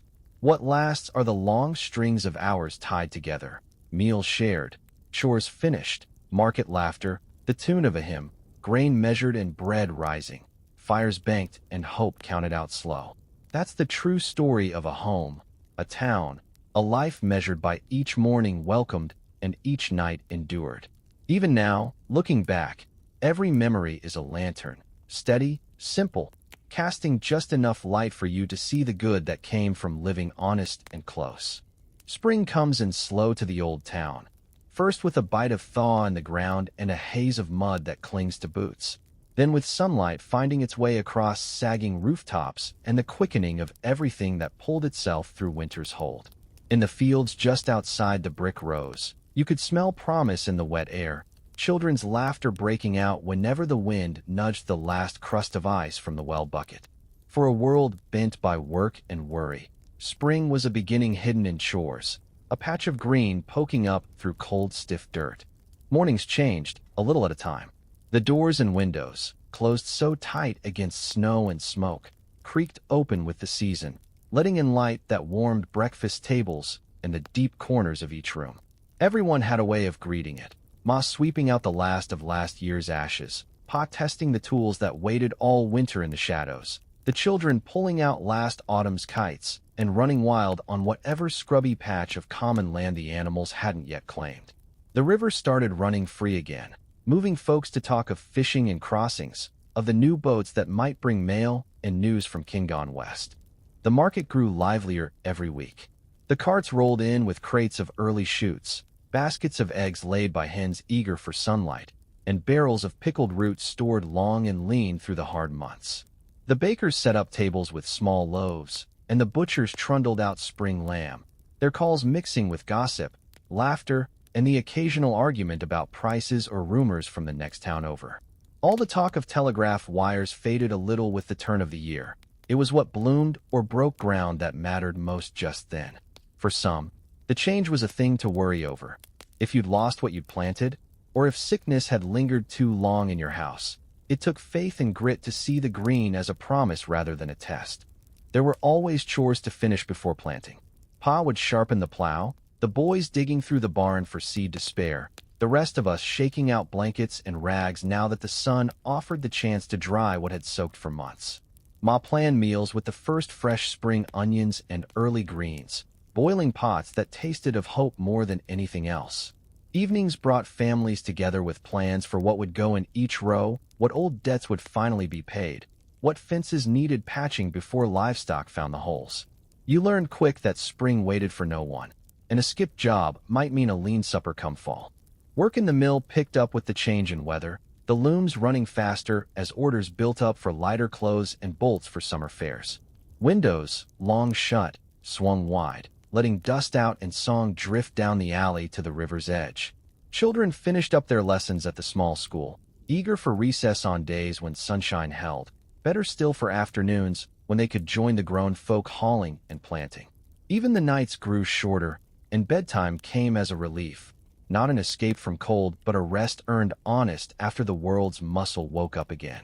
With the thaw, repairs spread out from homes to streets, clapboards hammered back in, shingles replaced, carts with squeaky wheels oiled and cajoled back into order. The old shed along the main road became a hub for those pooling tools or lending a hand with a heavy lift, the sounds of hammer striking nail or saw biting plank the music of those mornings. In between, folks caught up, on news of a wedding planned, on sorrow quietly shared for those missing, on whispers of a new engine running faster than any last year and telegraph wires stretching out past the next bend. Hope and worry braided together in every conversation. As days lengthened, hearts lightened too. The market filled with young greens and bulbs, with baskets of early strawberries and the careful optimism of old folk betting on weather and chance. Perhaps the telegraph did ring in word of a new child born or an aunt recovered, a cousin married out west, but it was the way the breeze carried song, laughter, and the promise that the city was waking fresh each morning that marked the real beginning. Old wounds softened in the sun, and Pa remembered stories not just of hardship, but of wild times. The The rush of a spring flood, a barn raising, a pie baked so good folks waited for hours hoping for a spare slice. Evenings in spring turned special, suppers sometimes moved outside if the weather held, candles in jars burning against the soft dusk, music returning to porches and open doors. Ma would set the bread to rise near the window. Children would run with bare feet, neighbors pausing at the gate for news and a laugh. The air, once so thick with smoke and cold dust, smelled of damp earth and the sweet waft of lilacs trembling on the edge of the yard. Books were read aloud when the chores let up early, stories of pioneers and old heroes rubbing up against news of the here and now. If rain did come, it came warm and gentle. Afterward, every droplet a promise to what had just gone into the ground. Routines continued, even as the world felt it was moving in a new way. The mill's whistle, still sharp, echoed with a kinder edge as mornings came easier, the factory's clatter joining the birds in the branches and the laughter in the street. Sundays promised a little less hardship now that walking to church didn't mean braving wind or ice, and the hymnals filled the rafters with voices eager for a season's change. Even the smallest child could feel it, the way spring brought people together not just to work, but to hope, to mend fences in spirit as well as in wood. In these days, the meals, the chores, the conversations, each was painted with the colors of the new life coming up from the earth and the growing light in each window. People found themselves forgiving old debts, forgetting old fights, looking forward to what might be, rather than weary with what had been. Stories shared over supper grew longer and sweeter, swelling with promise and the intention not just to endure, but to thrive. As April and May wore on, those who wandered the market or lingered after church would find themselves caught up in the urge to plant, to build, to sing. Evenings spilled over into one another, sleep delayed again and again by laughter on porches, by songs carried into the twilight by fiddles and soft voices. The town found new reasons to come together: barn raisings, picnics by the river, market fairs where the youngest danced on fresh grass and the oldest remembered the first spring they'd seen such joy. Sometimes hard things came despite all the hope: a frost too late, a storm unsettling seed, word of sickness somewhere past the next bend. But people leaned into each other, the bonds between families and neighbors woven tighter by the warmth and light of another spring. No one faced trouble alone. What was carried together, through tears, work, and laughter. Nights finished gentle, children curled in beds with wind rustling soft through open windows, grown folks talking a little more quiet, but never downhearted, prayers offered up for health, for luck, for more days just like this. Old folks, Grandpa in his steady chair, Ma closing up the bread tin, Pa tilting his face to starlight. Everyone finding peace not in grand gestures, but in the soft assurance that after all the work, all the laughter, all the hope and small hardship, the world was made new again, in the company and care of those who belonged to it. Spring in 1830s towns was more than just a season. It was a way for all things, all people, to begin again.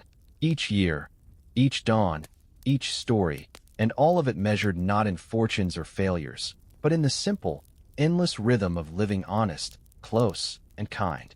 That's what stays with me, even now. The silent, stubborn faith that held us strong, shaped by the first green stem poking through cold earth, by laughter waking the lanes, by the promise that no matter the hardship or change, as long as you had hands around you, warmth in your home, and song in the dusk, you'd find your way. When summer settled across the town, its heat and fullness touched every corner of what we called home, waking up the world in slow, deep waves, the kind that made porch boards hot underfoot and horses nicker for shade, the kind that melted butter by noon and made Sundays stretch lazily, the kind that reminded everyone, old and young, of how much warmth could bind folks together. It was a season of thick air, the hum of insects and birds, voices rising through fields and over fences. It was a time when the work came hard and long, but the rewards came as clear as sunlight. Mornings began early in summer. The sun woke up with the rooster, golden fingers sliding through cracks in wood and rousing even the sleepiest, its warmth promising that the chores would be sweaty and stubborn and best done before noon. Pa would stand outside, squinting across the fields as he rolled his sleeves and washed with cold water, the pump handle creaking, wetness fresh on his neck. Ma had the oven on before the chill faded, bread already baking, the sharp smell of yeast rising into the day while children tumbled out, hungry and laughing, bare feet on dusty floors. Breakfast was always hearty: fresh eggs, corn cakes, slices of tomato picked just before sunup, and every bite felt like a breath of joy, a celebration, a bit of summer's bounty. After breakfast, the house and yard came alive with the dance of chores: wash strung out, animals fed, gardens weeded and watered. Out in the fields, the real work waited: stacks to haul, wheat to cut, beans to pull, hay to bring in before the sky could threaten a storm. Pa and the older children trudged rows that seemed longer with the rising heat, shirts damp on backs, humor as dry as the wind but never cruel. Clouds gathered and scattered, sometimes delivering a hard shower, more often a hint of thunder that never quite made good on its promise. Shade was a treasure, and noon meals were eaten slowly, sometimes sitting under the trees, sometimes resting in the cool gloom indoors. The food fresh, but the voices more so. Everyone sharing whatever stories came easiest with the labor behind and the hardest heat yet to come. At market, the town burst into color and sound. Baskets of berries, sacks of fresh corn, hems newly smoked, piles of tomatoes, bouquets of wildflowers set in jars for a coin or just for the joy of trading. Neighbors jostled and bartered, laughter chaining from one end of the square to the other, children running wild and chasing dogs or flies. Old dames gossiped about more than the weather, and men leaned on wagon tails counting coins, every worry softened by the sight of baskets filled and no rush to go home. Sometimes in the thick of trade, folks would break into song, a line or two of a hymn or a reel, the music blending with the chatter and the creak of wheels. Even the market's quarrels went easy, no feud lasting past sunset unless it was an old one going nowhere fast. Afternoons settled into a pace uncertain, sometimes slow, sometimes quick. In the mill, the heat made the air shimmer, lint floating like snow but warm and heavy, sweat beading every brow. Still, folk worked because summer did not wait. The season for filling barns, for spinning thread and planning what must be done before autumn crept closer. The sounds of engines, voices, and sometimes a snatch of music wound together. The rhythm of days measured not by clock or whistle, but by what you could get done before the light grew too sharp or too long. Pa was always grateful for a shout or a strong back, and sometimes a full day was celebrated not with rest, but with the telling of jokes. Work was never silent, and never solitary if you remembered how to laugh. Evenings were for gathering. The heat finally faded, and families drifted to porches or river banks, sharing slices of pie, jars of cold milk or lemonade made by hand. Children took to swimming holes, shouts echoing under low branches, or played at hoop and ball in the dusty lanes, freedom in every stride. Neighbors came by, maybe to trade, maybe just to savor a peaceful minute after the work. The music returned, fiddles, pipes, voices rising in gentle chorus. Ma sometimes hummed as she mended clothes. Pa sat with old friends, talking low about crops and kin and all the news that trickled in by telegraph or traveling salesman. The air grew sweet, full of summer's scent, mown grass, river water, bread cooling in open windows. The magic of those evenings was in their ease. Nobody counted time. The day's hurts and worries faded away with the sun. Grown folks would remember old tales or make new plans, each story binding the group tighter, giving shape to hopes and comfort to trouble. Sometimes, a few would wander out under the stars, gazing up at the sky so wide and open it made every trouble small. Children begged for one more dance, one more story, one more song before bed. Laughter lingered long after the lamplight went out, drifting in through screen doors and curling under quilts as a promise carried until morning. Summer was also the season for big changes, a wedding thrown in a meadow, whole families moving for work, birthdays marked by the sharing of a watermelon or a new pair of shoes, a funeral mourned but brightened by the crowd that came to remember. Even hardship was lighter, with hands more willing, spirits more lifted by the general abundance. Folks shared everything: grain, hope, comfort, sometimes secrets best given only among the closest. The town felt no richer than at these moments, when bounties outnumbered complaints and the only reason to worry was the passage of time itself. But not every day was simple. There were storms, quick and mean, that tore branches and roof tiles, sent children running inside, and left grown folk picking up what was scattered. Someone might fall ill, and the summer air did not always cure. There were worries for the future. Too much rain, not enough, crop prices that seemed unfair, news from the rails that threatened change so fast it unsettled even the bravest. Yet, no one suffered far from a kind hand. If a barn fell, neighbors rebuilt in the dust and laughter. If sorrow came, the old songs swelled louder, the prayers grew longer, and the circle pulled in closer until everyone felt whole. Suppers in summer were best. Corn shucked and boiled, tomatoes sliced fresh with salt and pepper, bread split and buttered, pie baked from fruit picked in the hot sheen of the afternoon. The table was a wide, happy thing. Elbows bumped, voices trusted to carry. Children faded to sleep in a tumble, and grown folks found a little time for sweetness, arms around shoulders, promises for what must be done when autumn called. Lamplight flickered and died, replaced by moon glow or the steady hush of night bugs singing the old tunes. The pattern repeated: work, hope, laughter, sorrow, joy, woven tight by the music of summer, stitched into every story told at dusk, every kindness given at noon, every early morning promise made between father and son, mother and daughter. By the time the leaves threatened to turn, the whole town held not just the memories of heat and work, but also the assurance that, come what may, every summer was not just endured but celebrated, marked true in the hearts and promises of everyone who lived together under that big, gentle sky.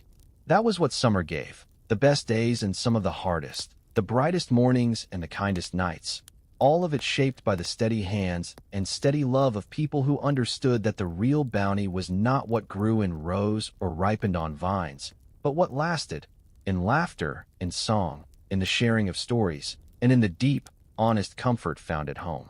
This is what remains, season after season, the simple and complete gift of summer's time. When autumn finally crept in, there was always a feeling the world was slowing down, pausing to take stock before colder winds came to claim what remained. The light flattened out, hit the fields at an angle, and painted gold over the rows of corn and wheat where the last green held on tight. You could tell the changes by how people moved, a little slower, a little quieter, not worried so much as thoughtful, counting what the year had given and carried away. The earth itself seemed to sigh, accepting frost in its bones, and somehow the hush that fell every night was heavier, sweeter than in other seasons. It started with the harvest, the biggest work of the year, when all hands gathered whether under kinship or neighborly promise, and the air was alive with effort and hope. Pa and the older boys sharpened scythes, the blades ringing a note that hung between houses, and Ma bundled up food against the day-long labor. The fields buzzed, voices shouting, laughter cracking wide, axes swinging, pitchforks rising. One patch at a time was cleared, corn snapped from stalk, wheat cut and bundled, root vegetables yanked free of dirt and laid in baskets. Sometimes a child would find a potato shaped funny and show it off as if it were a rare gem, and that moment of laughter colored more hours than any song. Meals came out to the field wrapped in cloth, pies cooling in the shade, jugs of cider and coffee sloshing as hands reached out with quick thanks. Nobody missed a meal at harvest. It made the gathering feel less like work, more like a celebration, especially when the old stories surfaced. How last year's frost nearly ruined the whole patch, how the wind set stacks to wandering, how lost sheep were found a mile further than expected. Sometimes the work slid into evening, the air crisp and hands sore, but the promise of home, the smell of stews simmered slow, bread baked sturdy and thick, pulled everyone in when dusk-colored clouds pink and violet, the town's lanterns blinking their welcome. The market shifted with the season, greens giving way to roots, apples by the bushel, pumpkins hauled in two hands, the bounty laying claim to tables and carts as if daring winter to strike. Old folk traded longer stories, pausing beside piles of onions or bunches of garlic strung up like carnival beads. There was a scramble for decent wool, heavier shoes, pots and soup bones for the months to come. But every transaction felt honest, hands passing goods with a nod, a joke, or the quiet understanding that times would be tougher before they softened. You could feel it at the baker's, his loaves a little bigger, his voice softer, or at the blacksmith's, where the ring of metal seemed steadier, almost reassuring. Work inside turned toward winter's needs. The house filled with the scents of wood smoke and boiling apples, clothes mended and folded, supplies lined up as neatly as any farmer's fence.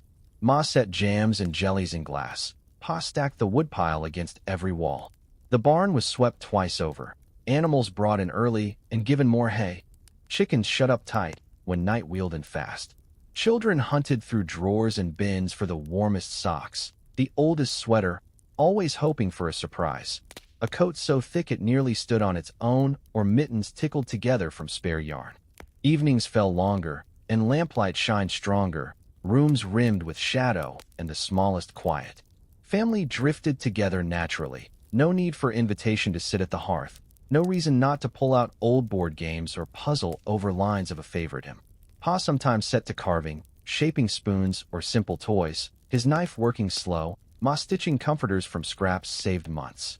Children laid in thick as the air outside, fighting sleep with stories, dreams richer for the closeness of everyone in the room.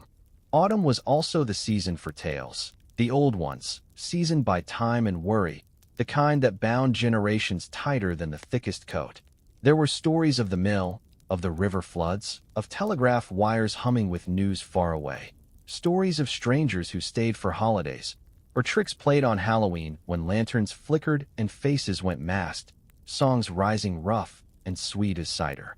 Sometimes sorrow stories came too, of sickness or loss, of dreams dashed, but always they were softened by the fire, by the hands offered, by the gentle promise that winter could bring its worst and still leave room for hope to grow.